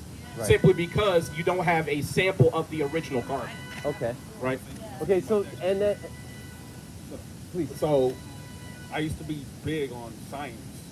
I recommend you check out this book called The Evolutionary Handbook. Okay. And the reason why is because all the way up to, I think it was, I want to say 1998, they reevaluate everything that was spoken concerning science, concerning the world, concerning the sun being millions of years old, and found out that it was a hoax. Sakari is an Italian word. Sorry. So these scientists have been reevaluated by believers who are also scientists, and when they reevaluated like how old the dirt of the earth is, Okay. they found out it was actually very young. The sun is very young, I agree with you. and the sun is literally like 12,000 years old. Okay, so I'm going to add to You see that. what I'm saying? So, come here, But Milo. the Evolutionary Handbook, you should check that out because it's a reevaluation of what's been evaluated and find out the majority is lies. So 1 plus 1 is what? 2. 2. It's 1 times 1. Well, they say it won't. So if 1 times 1 is 1, then it can't be right. Because 1 on top of 1 is 1 to the n, which is 1 to the 2, which equals 2. So when we're talking about science, they create science like the vaccine, and they tell you it's 90% effective. But they do it through using mathematicians. Correct. And they have values that they just multiply, and they say, well, they multiply it 0.94 because the mathematicians found this, and then the science gets to the percentage. They're talking about theoretical calculation. Right, Yeah, yeah. but if 1 times 1 is 2, the baseline of math is off. That means the upper values of science are completely shredded. That's why when you take any detection, and they're like, this may not work, you might have to take another one. Well, it's 90% effective. Yeah. Well, it might not be true. The reason is 1 times 1 is 2. And The foundation is bad. 1 times 0 is what? They say 0. But I have 1 here. I agree with you on the science. That's the same thing as the understanding of one drop of water on top of one drop of water doesn't multiply the water, it just makes it big. So it's 1 to the n, that's still double the size of water. I have a question. What do you do for work? I'm a firefighter. Now, can you scoot to the side for a second? I just want to face my camera. There's a reason why I asked him that. Because Israelites typically have this modality of thought where we contemplate the things around us and then we do something completely unrelated that's laborious in nature. That's why we're out here, brother. There's a good chance you go back to our people. I agree. There I are six- 100% agree with that. So- I'm not going to argue that. So what I would do is read that yes, sir. and start coming back to your heritage. We're usually out here, but on Saturdays between the hours of 5:30 and 10, Okay. we'll be more than happy to talk to you. What's your name, brother? My name's Sack. Zach? Sack. S-A-C. Sack? Yes, Okay. sir. I'm You're- Haya L, bro. Yes, sir. Yes, sir. I appreciate you. Right. And this is to my camera. God bless you, man. It's not about how you look. Israel is a speckled bird. Northern Kingdom is going to look fairer skinned than most. Because when it came to the Spaniard, they mixed themselves in with gusto, talking about they were improving the race. What's that terminology? Some La Raza or some shit? Right? But talking about improving their race by becoming more fair skinned. Not understanding they invited the tares to be produced among their number. But y'all, we actually stayed longer than we should have, which was a blessing because we got more fruit, right? To those of y'all who are new at teaching, you gonna find whenever you go to close up camp, here come everybody with questions, so it's not out of the ordinary, right? But anybody got a scripture they want to bring out to close out with? Yes. Come on. We need to get somebody out who's sing or something, man. We get some of these coons over here who love sermons and singing and shit. Sing some Fred Hammond or something. I want to bring out Proverbs chapter 30, verse 4. And this really is pertaining to our master, Yahushua. It's the book of Proverbs chapter 30, verse 4. Bring it out. Who hath ascended up into heaven, or descended? Who hath gathered the wind in his fist? Who hath bound the waters in his garment? Who hath established all the ends of the earth? What is his name? And what is his son's name, if thou canst tell?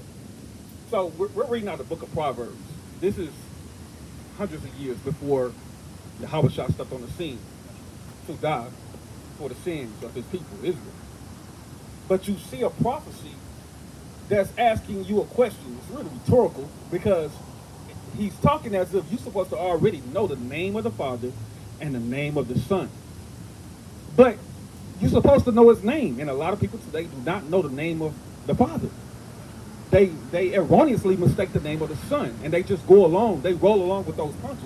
But this is wrong, because the Father tells us that we are to know his name and call him by his name. When you truly have come back to God, you know the name of your God. And it's not God. It's Yahweh. That's the name of the Son. And it's Yahweh. That's the name of the Father. That's right.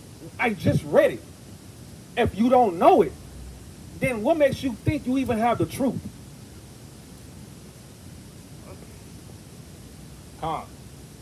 So the brother let it be known. You know, you got to address the Most High God by his real name, Yahweh, and his Son by the real name, Yahweh Shai. I know it seems like we're being a stickler for semantics, but those other names are the names of idols, right? And God's name is not a title. You wouldn't call your dad Mr., right? You call him father, dad, pop, whatever. But you ain't calling him no damn mister.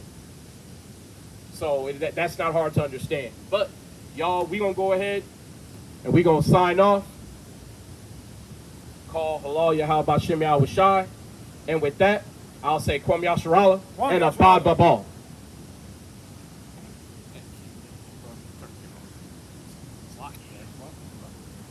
Yeah, buddy.